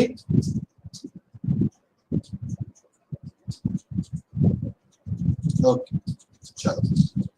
सो पॉपुलेशन पॉलिसी किस चीज को एम करता है? So population policy actually aims at decreasing birth rate, ठीक, अब देखो हमारा बर्थ रेट हाई है, why, just try to understand that why we come up with the concept of population policy. हम लेकर के क्यों आए, पॉपुलेशन पॉलिसी का जो कांसेप्ट है हमारा, उसे हमने प्रमोट ही क्यों करा, and why we have come up with the population policy. We have come up with a population policy simply to decrease our birth rate, because we have witnessed that there is a sharp rise, है ना, sharp rise in population is witnessed. So if sharp rise in population is witnessed, so definitely that is going to hamper, and related to it we have the population policy. So हम अपना aim क्या है, population policy, population को decrease करना। तो birth rate जो है, the birth rate that is high, so the aim is to decrease the birth rate, ठीक। Then limit the number of children in family, ठीक। So family में बच्चों का जो नंबर है वो लिमिट करना है, कितना करना है, 2। At least you should have the only you should have the maximum 2 number of children, हम 2 हमारे 2, ये सुना है ना, the slogan given by the central government in the family planning, कि हम 2 हमारे 2 का जो concept है, ठीक है। So number of children that should be limited. Then decreasing mortality, okay, the infant mortality rate, maternal mortality rate, ठीक। maternal mortality rate मतलब क्या है, the number of death of mother per 1000, ठीक। इसके बेसिस पे जो डेथ होता है उसे हम क्या बोलते हैं, maternal mortality rate। infant mortality rate, the death of the infants, the newborn baby, ठीक। so that is infant mortality rate. So the target population को target करने के पीछे, population policy के पीछे, this is also one of the aim, this is also one of the thing that the focus should be on decreasing the mortality, ठीक। next is creating the awareness among the masses के अंदर में awareness को promote करना, ठीक। कि जागो ग्राहक जागो, जागो लोग जागो, जागिए प्रभु, ठीक। बहुत ज्यादा population आपने बढ़ा लिया है, so it has to be balanced, one balanced होना पड़ेगा, ठीक। Then procuring necessary contraceptives, so that is also one of the thing that to procure, because see you won't be able to control the population if the contraceptives are not available. अभी देखो vaccine, बहुत सारे जगह पे क्या हो रहा है, वैक्सीन लग ही नहीं पा रहा है, आज से लगना था वैक्सीन, है ना, लेकिन लग नहीं पा रहा है, क्यों, क्योंकि वैक्सीन इज नॉट अवेलेबल। आप लोगों ने रजिस्टर कर लिया वैक्सीन के लिए, कर लिया है, कब लगना है आपको, लगवा लिया आपने, मतलब आज लगवाओगे? नो सर, रजिस्ट्रेशन तो कर दिया, लेकिन शेड्यूल अभी तक बताया नहीं है। बोल रहे कि मतलब कि रजिस्ट्रेशन हो गया, लेकिन मेनली 15 मई के बाद ही लगेगा। अच्छा, 15 मई के बाद लगेगा, because the vaccine is not available, है ना? Yes sir. रजिस्ट्रेशन होने में कोई दिक्कत हुआ?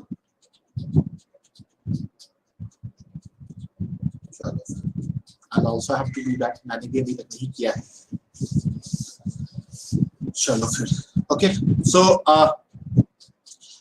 this is also Aadhaar, okay, Aadhaar number, okay, सिर्फ आधार नंबर मांगा और हो गया, लिंक पे जाकर के, okay, I'll also try to do that, करना है, everyone should do that, Aadhaar number, date of birth, all right, okay, so enacting acts like legalizing abortion, ठीक।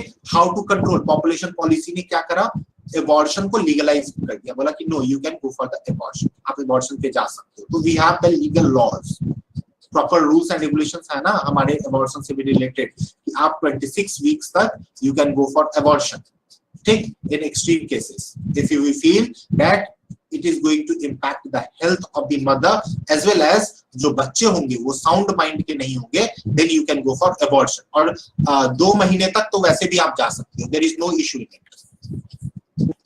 2 मंथ तक you can go for it, but उससे ज्यादा अगर आप जाओगे, right, अगर आप तीसरे महीने में अगर जाकर के abortion करवाना चाहोगे, if the time passes, then that is not true, but abortion is legal in India also, ठीक है, in order to control the birth, ठीक, बर्थ रेट को कंट्रोल करने के लिए, that is also the thing.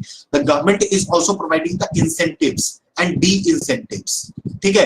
अभी देखो गवर्नमेंट क्या करती है, those who will go for the sterilization, tubectomy और वैसेक्टोमी, जो भी जाएंगे ट्यूबेक्टोमी के लिए और वैसेक्टोमी के लिए जो लोग भी जाएंगे, so the government will provide the incentives. Government उनको क्या करती है, इंसेंटिव्स देती है, बोलते हैं कि लो these are the economic incentives government also tries to provide. At the same time there are various state governments also like Assam government, ठीक, Assam government also has the 2-child policy, ठीक है। Haryana government का क्या है, the Haryana government has also says that if you have more than 2 children, so you won't be able to contest the panchayat elections. So these are what, these are kind of एक तरह से de-incentivize करना कि आप नहीं जा सकते। Assam government ने बोला you won't get the state government benefits if you are having more than 2 children. So that is what, that is de-incentivizing. और incentives कैसे दे रहे हैं, but then though they cheat, yeah, definitely they are cheating. It has a negative consequences also actually. ये सारे चीज के too much of regulations has negative consequences also, ठीक। So that is the thing, so they are cheating, right? So this is the thing, so related to the 2-child policy, है ना।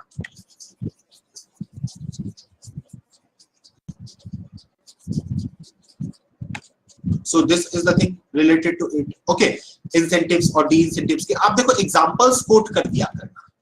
अगर points अगर आप लिख रहे हो, यहाँ पे मैंने एग्जांपल्स आपके नोट्स में नहीं डाले हैं, बट मैं एक्सप्लेन तो कर ही दे रहा हूँ, बता तो दे ही रहा हूँ, है ना। एग्जांपल्स कोट कर दिया करोगे ना, सो आपके मार्क्स आने के चांसेस ज्यादा इंक्रीज कर जाएंगे, ठीक है। So that is the thing.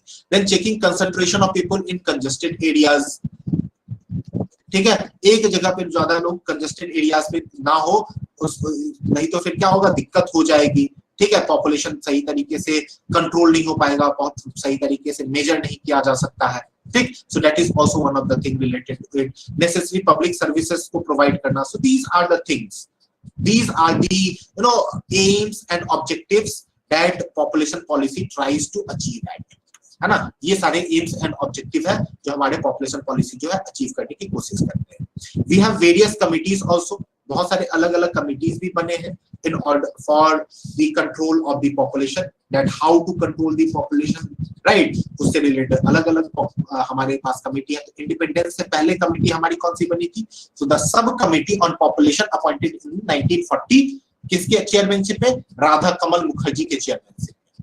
Okay, so under the chairmanship of Radha Kamal Mukherjee by the National Planning Committee, कौन बनाया था, National Planning Committee ने बनाया था, ठीक। अपॉइंट किसने किया था, Indian national Congress.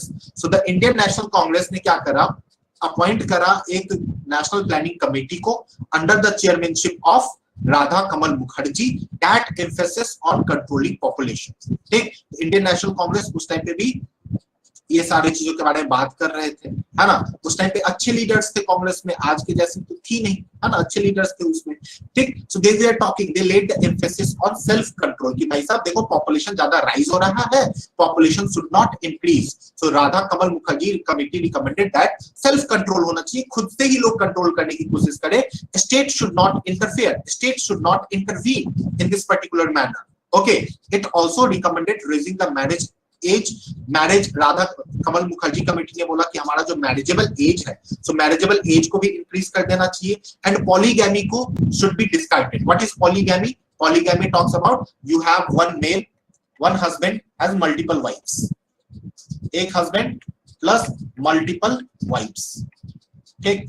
So that is what we call polygamy, ठीक है। So polygamy should also be discarded. So that was also the recommendation of the Radha Kamal Mukherjee, है ना। एक भोर कमेटी भी आए थे, भोर कमेटी 1943 में आए थे, appointed by the government, ठीक है। इन्होंने क्या बोला, it particularly criticized self control approach and advocated for deliberate limitation of families। इन्होंने गवर्नमेंट कंट्रोल को एक्चुअली प्रमोट करा और बोला कि नहीं, सेल्फ कंट्रोल से क्या होता है, you should not go for the self control, rather promote the the control of the government के कंट्रोल को आप प्रमोट करो। Self control is not going to work, people लोग तो सुधरेंगे नहीं, सेल्फ कंट्रोल से क्या ही हो जाएगा, right. So that was the thing recommended by the board committee. तो ये दो कमेटी आप याद रखना जो इंडिपेंडेंस से पहले हमारे बने थे, किस चीज के लिए बने थे, regarding control of population control के लिए बने थे, ऑलराइट। तो फिर बात आती है इंडिपेंडेंस से पहले की, तो हो गई अपने पास। इंडिपेंडेंस के बाद क्या स्टेप्स लिए गए, इंडिपेंडेंस के बाद कौन से कमेटी बने in order to control the population, है ना। उसके बाद भी तो अपने कुछ कमिटीज बनने चाहिए ना, उसके बाद भी तो अपना कुछ होना चाहिए, तो उसके बाद अपना क्या कमेटी बना। सो अ पॉपुलेशन पॉलिसी कमेटी सबसे पहले क्रिएट कब हुआ? 1952 में। ठीक, इसने क्या बनाया? अ फैमिली प्लानिंग बोर्ड बनाया। ठीक, under the population policy committee जो 1952 में बनी, इसने क्या बनाया? फैमिली प्लानिंग बोर्ड बनाया। कब? 1956 में। तो ये जो फैमिली प्लानिंग बोर्ड था, इसने क्या चीज को प्रमोट करा? स्टरलाइजेशन को। ठीक, so this particular first population policy actually promoted the sterilization under family planning board. ठीक, so that is the thing. 1960s के टाइम पे, during the 1960s, more vigorous family planning program was advocated for stabilizing the growth of population of a reasonable period. ठीक, एक time period के लिए काफी aggressive था। that was the era of Sanjay Gandhi. ठीक है, संजय गांधी का तो एरा नहीं था 1960s में। बाद में जब Indira Gandhi became the prime minister, तो लेट 60s की आप बात कर सकते हो। लेट 60s में that was the era of Sanjay Gandhi. Indira Gandhi was the Sanjay Gandhi was the de facto prime minister. So during that time forced sterilization was promoted. एक आप मूवी देखना, हजारों ख्वाहिशें ऐसी। ठीक, दैट इज द नेम, हजारों ख्वाहिशें ऐसी। ठीक, HKA। तो इस मूवी में भी दिखाया गया है regarding the force sterilization. Alright, so Sanjay Gandhi ने बहुत ज्यादा फोर्स किया, दैट्स व्हाई अब बाद में इमरजेंसी लेकर के आया गया था, है ना। तो बहुत सारे प्रॉब्लम्स हुए थे, that was the forced one. Okay, 76 में भी वही हाल था। In the 1976 Karan Singh presented before the parliament national population policy. ठीक है, 1976 में हमारे जो उस टाइम के जो हेल्थ मिनिस्टर थे करण सिंह, उन्होंने पार्लियामेंट नेशनल पॉपुलेशन पॉलिसी को प्रेजेंट करा था। And what was in that particular population policy? तो पहला क्या था? Raising the statutory age of marriage. जो हमारा मैरिजेबल एज है, मैरिजेबल एज को इंक्रीज करने की बात करी गई है in this particular thing. Okay, in this particular planning. Then introducing fiscal incentives to states that will perform well. आपको पता है उस टाइम पे पैसे दिए जाते थे, एक्चुअली टारगेट दिया जाता था। ठीक है, संजय गांधी ने क्या कर रहा था? टारगेट दे दिया था लोगों को, टारगेट दे दिया था हर किसी को कि आप कौन सा मिनिस्टर कितना ज्यादा स्टरलाइजेशन करवाता है, स्पेशली मेल स्टरलाइजेशन। तो जबरदस्ती पकड़ पकड़ के लोगों का मेल स्टरलाइजेशन किया गया, गांव गांव से, और हर पॉलिटिकल क्लास को टारगेट दिया गया था कि आप जाओ फोर्सफुली ये काम करो। ठीक है, so that is the thing. और जो जितना टारगेट, जैसे आज के टाइम में टारगेट अचीव करने के लिए दिया जाता है ना कि इतना डेवलपमेंट करो, या फिर सेल्समैन को टारगेट दिया जाता है कि इतना सेल करो, तो उस टाइम पे उन लोगों को टारगेट दिया गया था कि इतना ज्यादा फोर्सफुली स्टरलाइजेशन करवाओ। ठीक, so that is the thing related to it. और उनको इंसेंटिव्स दिए जाते थे। और लेकिन जब 1976 में करण सिंह ने, the then health minister, when they presented the national population policy in the parliament, so during that time the provisions of incentive was also there, so that out of the lalach of incentives people will go for the sterilization, and hence the population would get controlled. So initially there was the strong intervention of the government, so instead of making them कि नहीं खुद से और जबरदस्ती sterilization करवाने के बजाय you have to empower them, just empower the masses कि वो खुद से ही जाकर के स्टरलाइजेशन को प्रमोट करें, खुद से ही जाकर के स्टरलाइजेशन करें, right? So that has to be promoted. Another feature, important feature in the family planning was improving female literacy, because सबको पता है, स्वामी विवेकानंद भी बोल के गए हैं कि अगर एक विमेन अगर एजुकेटेड होगी, एक विमेन अगर लिटरेट होगी, so definitely that is going to help. So improving female literacy was also there. Then public education through all available media should be promoted. Awareness campaign, that is about the awareness campaign. So awareness campaign has to be launched, right? So awareness campaign would directly actually promote the family planning and thus reduce the birth rate. Okay, direct monetary incentives will also be given for vasectomy and tubectomy operations. Vasectomy और tubectomy operations समझते हो ना? नुपुर नहीं समझते हो? Okay. Vasectomy is related to male sterilization, tubectomy is related to female sterilization. ठीक, एक होता है आपका मेल स्टरलाइजेशन, एक होता है फीमेल स्टरलाइजेशन। ठीक, उसको हम बोलते हैं वैसेक्टोमी एंड ट्यूबेक्टोमी ऑपरेशंस। ठीक है, so this is about our national population policy that was brought into the parliament in the year 1976 by whom? By then health minister Karan Singh। याद रहेगा? चलो, then we have family planning. So India was the first country actually, to evolve a government backed family planning in 1950s. India पहला country था जो government backed family planning लेकर के आया 1950s में। ओके, बट देखो आज के टाइम पे भी still we are battling to control our policy. तो देख लो दुनिया का पहला, one of the first country actually बोल सकते हो, फर्स्ट ही था एक्चुअली, दुनिया का पहला ऐसा कंट्री जो आजाद हुआ 1947 में, हम आजाद हुआ 3 साल के बाद। देख लो कितनी दूर की सोच थी उस टाइम के लीडर्स की, इतना उस टाइम के एडमिनिस्ट्रेटिव पर्सोनल की इतना दूर का सोचते थे। आजादी के 3 साल के बाद ही हम लेकर के आ गए अपनी फैमिली प्लानिंग का कॉन्सेप्ट, ठीक है। So India was the first country to come up with the concept of family planning. So they devised very ambitious programme and carried them against popular wishes and even used such, they during that time harsh methods was also used. We have just discussed about the forced sterilization that was being done during the Indira Gandhi tenure, all right, by her son named as Sanjay Gandhi. उन्होंने करवाया था, forced sterilization करवाया था, ठीक है। So उस time पे ऐसा चल रहा था because see his intention was also to control the thing, even though that was against the democratic principles, वो democratic values के against था, but the intention was clear, intention was loud to go for the family planning, ठीक। All practical purposes the country is without an effective program of an effective target, मतलब उतना ज्यादा target को hit नहीं कर पाया था, उतना ज्यादा सपोर्टिव नहीं रहा था family planning, because that was the thing. What are the attitude towards the family planning? Attitude हमारा क्या है, द वीमेन का एटीट्यूड ना काफी ज्यादा मैटर करता है। Okay, so women attitude, if the women is having the positive attitude and if the women is aware about the thing, then it is going to be the fruitful, otherwise not, नहीं तो fruitful नहीं होगा।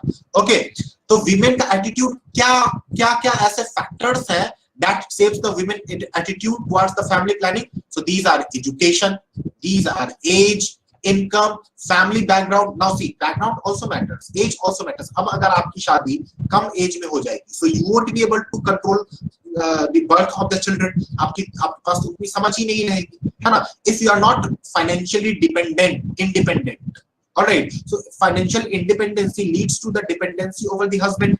So whatever thing that the husband will say, you have to follow that, you have to follow his dictates, right? So that is also one of the thing related to income से related, background भी बहुत ज्यादा matter करता है, husband का occupation भी बहुत ज्यादा मैटर करता है ना, the working status among other factors. So these are the attitude of husband's family and immediate society. So these are the factors actually that shapes the attitude of female towards family planning. Because see, if the female is empowered, ये चीज को हमेशा याद रखना, अगर एक lady, अगर एक फीमेल अगर empowered है, so she will go for family planning. Or population will be controlled, the birth rate will be controlled. If the women is not empowered, so it is not going to be the fruitful one. तो वो तो फिर अपना fruitful रहेगा ही नहीं, ठीक। So that is the thing, that is the most important, one of the most important aspect related to it. Alright, देखो फिर हमारे कुछ thinkers आए, इनको तो याद कर लेना, आप रट्टा मार लेना। हमारे सोशियोलॉजी बिना थिंकर के कोई भी टॉपिक कंप्लीट हो जाए, ऐसा कुछ हो सकता है। तो कोठारी एंड गुलाटी करके दो थे, इन्होंने एक सर्वे किया राजस्थान में, ठीक, रिलेटेड टू द एटीट्यूड। किस चीज से रिलेटेड सर्वे किया? Related to the attitude towards the family planning, ठीक है। कोठारी एंड गुलाटी थे, इन्होंने क्या बोला? It was found out that total persons studied 88.1% वे are in favour of family planning. जितने भी एजुकेटेड लोग थे, एजुकेटेड लोगों में सर्वे किया, किन्होंने? कोठारी और गुलाटी ने, और उन्होंने बोला राजस्थान में, उन्होंने बोला कि 88.1% population they were in favour of family planning, remaining नहीं, बाकी के लोग नहीं के फेवर, ठीक। So that is the survey done by the Kothari and Gulati. और हमारे आते हैं राव एंड इनबराज, इन्होंने कहां पे सर्वे करा? इन्होंने सर्वे करा तमिलनाडु में, ठीक है। इन्होंने फाइंड आउट करा, he find out survey on attitude towards family planning in Vellore city, Tamil Nadu के वेलोर सिटी में। इन्होंने बोला that people have the hostility towards the family planning, people are not going for it, people are not willing for it. Okay, so why there is hostility towards the family planning? Why people are not going for it? Why people are not willing to go for the family planning? Reasons क्या है जो लोग family planning पे नहीं जाना चाहते, family planning नहीं करना चाहते हैं? Reasons are, it was harmful to women, that this is not good for women. Now see, if you will go for the family planning, okay, तो आपको स्टरलाइजेशन भी करना पड़ेगा। स्टरलाइजेशन बहुत लोग समझते हैं that is not good for the health, ठीक। So that is also the thing. What is the another reason? It went against the god's will. बहुत लोग क्या बोलते हैं? भगवान की मर्जी है, specially in Christianity and Islam. Hinduism में क्या होता है? सन, सन के पीछे पागल रहते हैं हिंदुइज्म में। क्रिश्चियनिटी और इस्लाम में क्या होता है, ये तो भगवान की मर्जी है, बच्चे क्या भगवान की देन है ना, भगवान जितने बच्चे देगा उतने बच्चे होंगे, है ना। So that is the thing, that is actually the mindset that people have, ठीक है। तो इसलिए as it is, you know, as it went against the God's will in a few religious groups, right, उन लोगों ने religion सही तरीके से पढ़ा नहीं है, अगर सही तरीके से रिलीजन पढ़ लेते तो ऐसा कुछ बोलते नहीं, ठीक, इस तरीके की माइंडसेट नहीं रखते, so they are not literate actually, है ना। This is also one of the thing, ये unnatural, it constituted unnatural behaviour. ये लोगों को लगता है कि दिस इज चिल्ड्रन, बच्चे पैदा नहीं करना या फिर बच्चे नहीं होना, ये अननेचुरल बिहेवियर है, ये हमारे बोलते हैं ना मैननेस, this put, you know, there people feel, Rao and Invaraj ने बोला that people feel that it is a question mark over their manliness, जो manly जो बनना होता है, ये manly, you will not be considered as man if you are not going for it, alright। अगर आप ज्यादा से ज्यादा बच्चे नहीं करते तो आप मैन कहलाओगे ही नहीं, ठीक। सो इस तरीके की सोशल कंडीशंस थी, and because of which the people have, you know, hostility towards the family planning, and that's why family planning is not successful. तो ये इनका जो फील्ड स्टडी था राव और इनवराज का, इन्होंने ये फाइंड आउट करा। ये तो फील्ड स्टडी काफी इंपॉर्टेंट है फैमिली प्लानिंग के लिए for you guys. So if the question comes, so you have to mention. Without mentioning these things, you won't get the good marks. All right.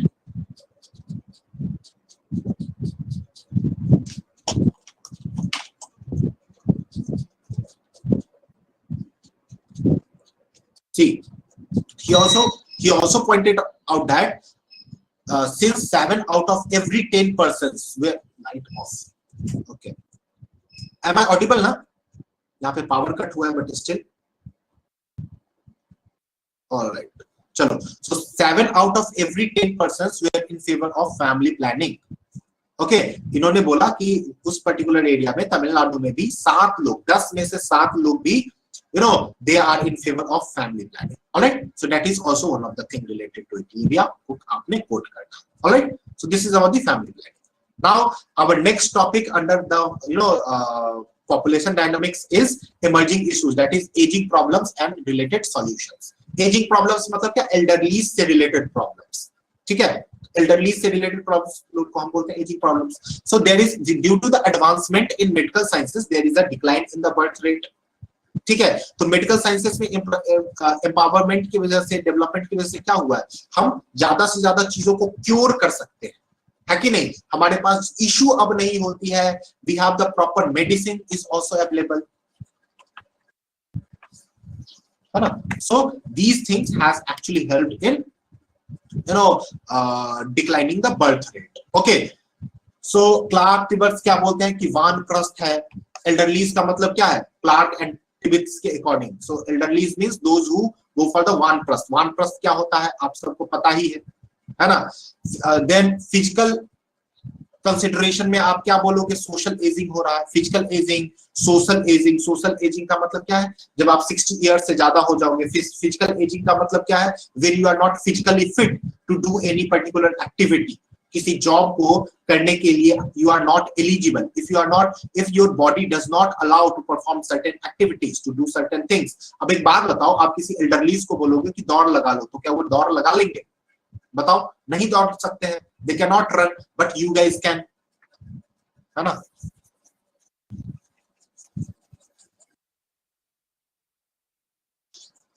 Clark टिबर्स वो क्या बोलते हैं, Clark टिबर्स बोलते हैं कि आप एल्डरलीज किसको बोलोगे, how you will define the elderlies and who will be called as the elderlies. तो जो इंडियन सोसाइटी में जो वानप्रस्थ हो जाते हैं, है ना, मतलब हमने आश्रम सिस्टम देखा था ना, ब्रह्मचार्य, देन गृहस्थ, देन वानप्रस्थ, है ना। तो गृहस्थ क्या है, they are is the youth population. ब्रह्मचार्य क्या है, that is the children, they are the children because they are in the learning process. फिर यूथ स्टेज क्या होता है, उनकी रिस्पांसिबिलिटी होती है फैमिली को चलाने, फिर वो क्या होता है, वानप्रस्थ की निकल जाते हैं। क्लियर, चलिए। देन रूरल और अर्बन एरियाज के बीच में भी आप क्लासिफिकेशन कर सकते हो। रूरल एरियाज में यू नो एल्डरलीज जो होते हैं वो एग्रेरियन सोसाइटी में दे डू नॉट वर्क, ठीक। एक टाइम पीरियड के बाद in the agrarian society, in the rural areas, in the agrarian society, after one particular time period, the elderly they are not eligible to work on the field. Similarly industries में भी यही होता है, they are not eligible to work. 60 years के बाद ये लोग क्या होते हैं, रिटायर्ड हो जाते हैं, है ना। एल्डरलीज का माइग्रेशन पे क्या इफेक्ट होता है, how elderlies, what are the impact of migration on elderlies. So because of the migration, अब एक बात हो, तो माइग्रेशन अगर होगा तो यंग पॉपुलेशन और एल्डरलीज पॉपुलेशन, ओल्ड पॉपुलेशन, दोनों की इंटरमिक्सिंग या नहीं होगी, या नहीं होगी, होगी। तो अगर मान लो ओल्ड यंग पॉपुलेशन ज्यादा हो गया तो एल्डरलीज अपने कम हो जाएंगे, और यंग पॉपुलेशन अगर कम रहा एल्डरलीज हमारे ज्यादा हो जाएंगे। Alright, so that will be the effect of migration. So that will create inter and intra generation gap. ठीक, inter and intra generation gap हो जाएगा बिकॉज ऑफ माइग्रेशन। इनकी वजह से यूज कभी ज्यादा हो सकता है, कभी कम हो सकता है। Alright, so that is the thing. Okay, and this particular migration क्या करता है, you will find out the impact of migration also because of the organized and unorganized sectors. लोग migrate क्यों करते हैं, for the specific purpose, specific reasons। तो organized and unorganized sectors में भी जाकर के लोग because of that particular reasons also people migrate in order to work there। ठीक, वहां पे भी काम करने के लिए, ठीक है, लोग migrate करते हैं। तो फिर बेकर आकर के आपने क्या बोलते हैं, that aging in the broadest sense as those changes occurring in an individual as a result of the passage of time। So according to Baker, aging मतलब क्या होता है, जो इंडिविजुअल्स के जो साइकोलॉजिकल चेंजेस जो आते हैं, साइकोलॉजिकल एंड फिजिकल चेंजेस, है ना, उस चीज को हम क्या बोलते हैं, एजिंग बोलते हैं अकॉर्डिंग टू बेकर। तो देखो फिजिकल चेंजेस तो आते हैं, that you do not remain the physically strong, वो फिजिकली कैपेबिलिटी नहीं रहती है आपकी, जो काम आप कर सकते थे 20 साल पहले, 30 साल पहले, you are not in a position to do that, that is the physical thing। Then you have the changes in the psychological thing also because आप पूरी दुनिया देख चुके होते हो, so you are matured enough to understand the reality। ठीक है, तो बोलते हैं ना बूढ़े लोग they are not that much enthusiastic। क्यों नहीं रहते, क्योंकि वो कोई भी काम करने से पहले सोचते हैं कि इसके consequences क्या होंगे, बट ये यूथ के साथ नहीं होता है। Youth do not think about the consequences, वो सिंपली कर देते हैं, है ना, वो ये नहीं सोचते हैं कि इसका एंड रिजल्ट क्या होने वाला है। बट ये कौन सोचते हैं, ये हमारी एल्डरलीज का ये काम होता है सोचने का, दे थिंक अबाउट इट, है ना, ये उनकी सोच आ जाती है विथ विथ एक्सपीरियंस, है ना, ज्यादा से ज्यादा एक्सपीरियंस आप करोगे तो आपकी सोच आ जाएगी। अभी मैं आपको बता सकता हूँ because I have elderlies in UPSC field, ठीक, आप लोगों के बीच में, so I can tell you guys because I have understand, I have experienced all those things, so that's why I am your faculty, I am your mentor। This is what Baker is trying to highlight, or koi bhi, not me, but all your faculty of other GS members। Why? So whatever thing your faculty members are saying, you have to follow that, right? Because you're all the faculty members, they have experienced this thing। Okay, तो Clark टिविट्स आकर के क्या define करते हैं, क्या बोलते हैं, the survival of a growing number of people who have completed the traditional adult role of making a living and children। तो ये बोलते हैं कि एल्डरलीज क्या है, एक सर्वाइवल ट्रेट्स है, और ऐसे लोग होते हैं जिन्होंने जो ट्रेडिशनली जो चिल्ड्रन बन करके यूथ पॉपुलेशन रह करके ये सारे लाइफ को वो अपना बिता चुके हैं। They have spent their life as a children, they have spent their life as a youth population। This is what Clark Tivitz is trying to highlight। Okay, so optimum minimum age fixed for treating a person also varies from country to country। ठीक, elderlies हम किसे बोलेंगे ये vary करेगा different parts में। India में हम elderlies किसको बोलते हैं, 60 years। If you look at the Indian scenario, so those who have crossed the 60 years of age, हम उनको एल्डरलीज बोलते हैं। आप कभी ट्रेन में अगर टिकट करवाओगे तो आप देखना एल्डरलीज के लिए स्पेशल कोटा फिक्स्ड होता है, और उनकी जो होती है सीट्स जो होती है प्लस उनसे जो पैसे लिए जाते हैं वो कम पैसे लिए जाते हैं। Why? Because in India it is being considered the elderlies, they are not economically empowered, they are not economically sound। वो ज्यादा इकोनॉमिकली साउंड नहीं है, वो ज्यादा इकोनॉमिकली एम्पावर्ड नहीं है, तो दैट्स व्हाई उनसे ज्यादा पैसा वसूल किया, सॉरी कम से कम पैसा लिया जाता है, राइट, इसलिए बहुत ज्यादा देते हैं। तो ऐसा आप लोग अभी टिकट बुक करोगे, हम लोग अभी बुक करेंगे तो हमें कंसेशन नहीं मिलेगा, किनको मिलेगा, एल्डरलीज को मिलेगा। ठीक, कब मिलेगा, जब वो 60 years के हो जाएंगे। आप लोग भी once you will become an IAS officer, what will be your retiring age, your retirement age would be 60 years। ठीक, because in India it is considered as a person become elderly when they attain the age of 60, and it actually varies from country to country। US वगैरह में क्या 58 years मानते हैं, India में क्या मानते हैं 60 years। इंडिया के भी कुछ डिपार्टमेंट है है ना. जैसे Plutus IAS, Plutus IAS का भी क्या है, Plutus IAS also believes that our if I have to stay in this, so my retirement age would be with Plutus IAS would be 58 years according to the terms of employment. All right. So it varies from country to country, department to department, and organization to organization. But holistically, on an overall basis, it is 60 years in India. ठीक. So ancient scriptures में हम फिर elderlies को आप अगर traditionally अगर आपको define करना होगा तो टिबिट्स ने भी ट्रेडिशनली डिफाइन किया था कि हम किसको बोलेंगे, जो लोग वानप्रस्थ हो जाएंगे उनको they will be called as elderlies, है ना. सो ट्रेडिशनली भी स्क्रिप्चर्स हमें इस चीज के बारे में बोलता है. Okay. Then there is a broad distinction between physical and social aging. Physical aging और social aging के बीच में difference है. Physical aging may be conditions of health status. Social aging क्या होगा? It is coinciding with the retirement. So elderlies और ये aging जो है ये दो तरीके से होता है. एक physical aging होती है, एक social aging होती है. Physical aging मतलब क्या, आप physically fit हो, healthy हो, in order to perform your duty, in order to perform your task. ठीक. सोशल एजिंग मतलब क्या कि आपका रिटायरमेंट एज कब होगा, एक फिक्स रहता है ना सोसाइटी में, आप इस टाइम के बाद रिटायर कर जाओगे. पता है ये बेस्ट चीज ना कौन सिखाता है, क्रिकेट. आप देखते होंगे कि कोई जो बैट्समैन होता है या फिर कोई प्लेयर होता है अलग अलग टाइम पे रिटायर करते हैं, है ना.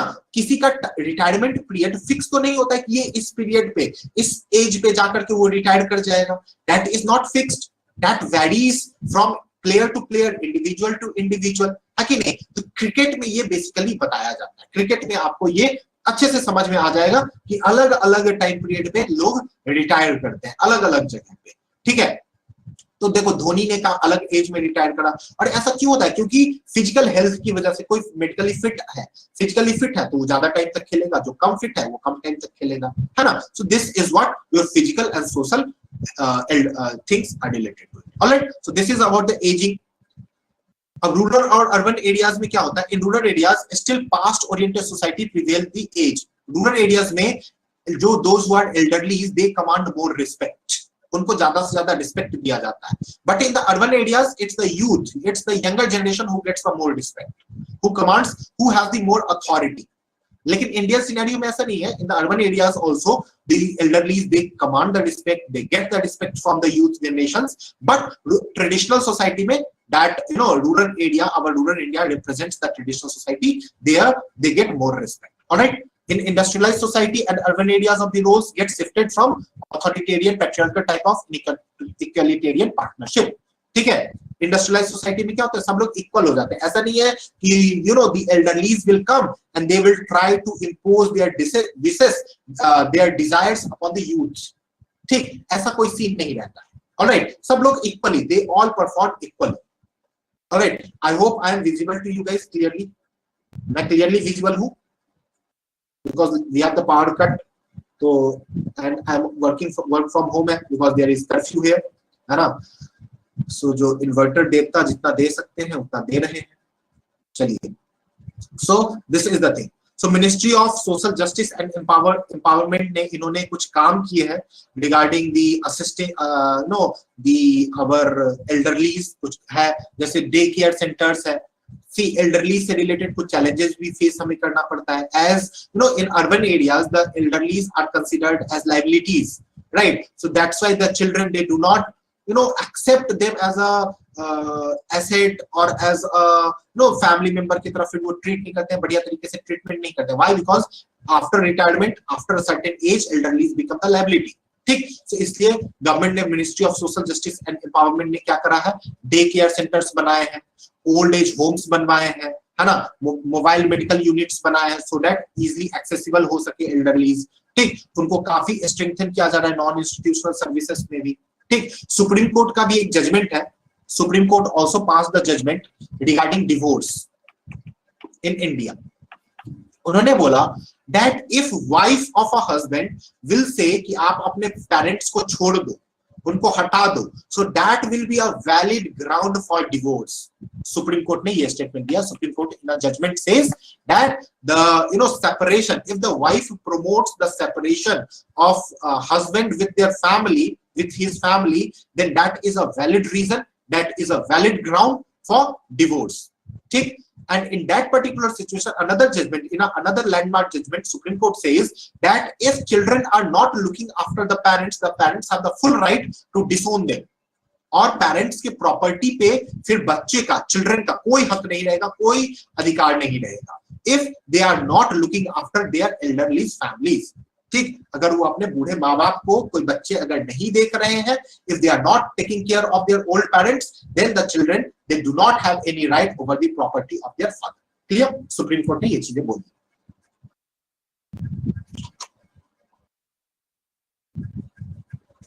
Alright, so this is the thing related to it.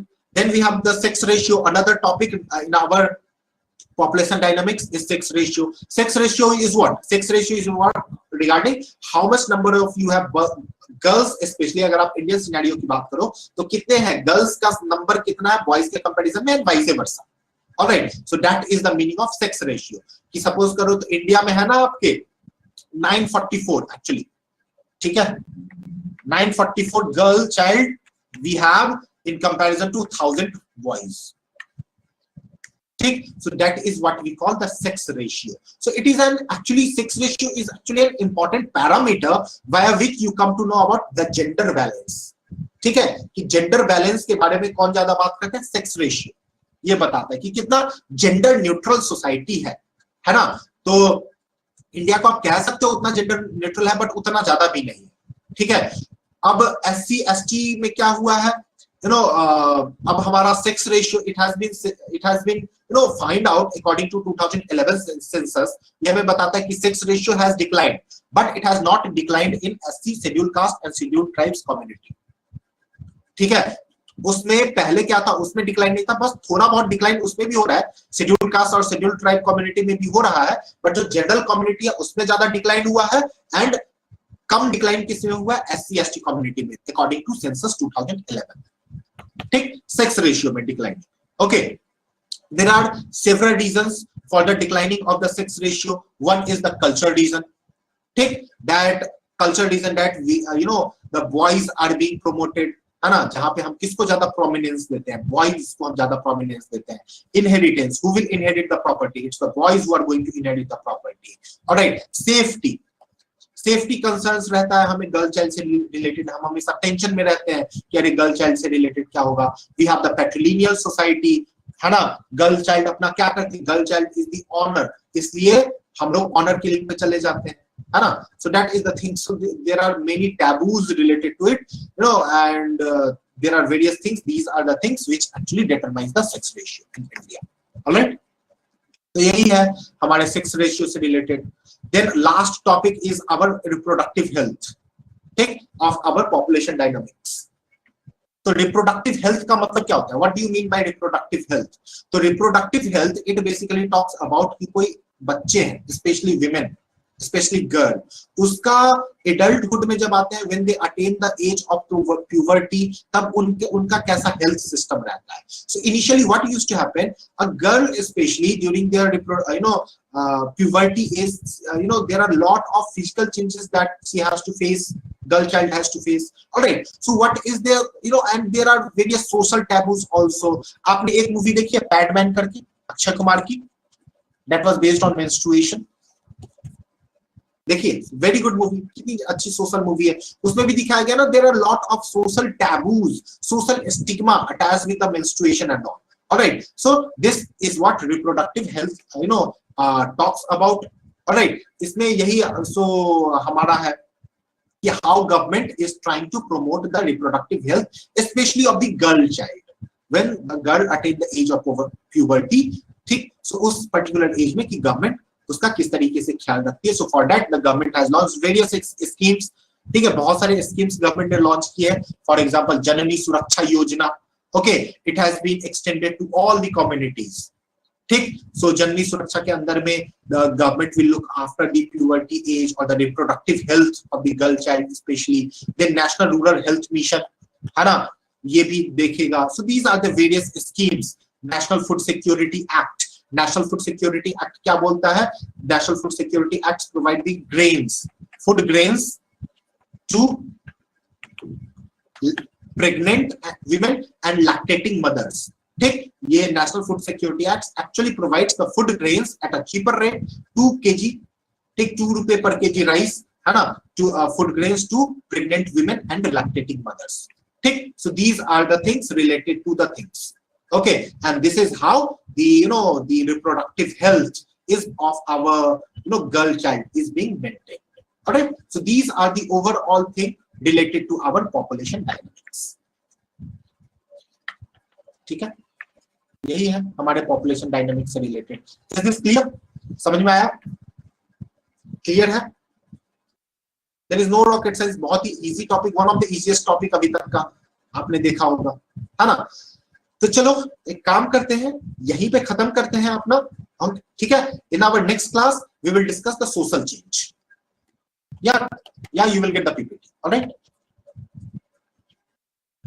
अभी मैं शेयर कर देता हूं, you will get the PPT. Alright, so from on Monday we will discuss the theory of social change. Alright, वही one of the last topic होगा हमारा, एक दो टॉपिक और बचेगा that we will discuss. So next week में अपना optional complete हो जाएगा. So अच्छे से पढ़ाई करो, revise all the things. Paper 1, paper 2, we are on the verge of completing within couple of classes. We will be in a position to complete our optional. So revise all those things. In case of any doubt, in case of any confusion, feel free to ask and take extreme care of yourself. ठीक, एकदम अच्छे से ध्यान रखो अपना, जान है तो जहान है, हेल्थ इज वेल्थ एक्चुअली. ठीक है, तो बहुत बढ़िया तरीके से आप अपना ध्यान रखना. Alright, so done for the day. Thank you, see you on Monday and take care.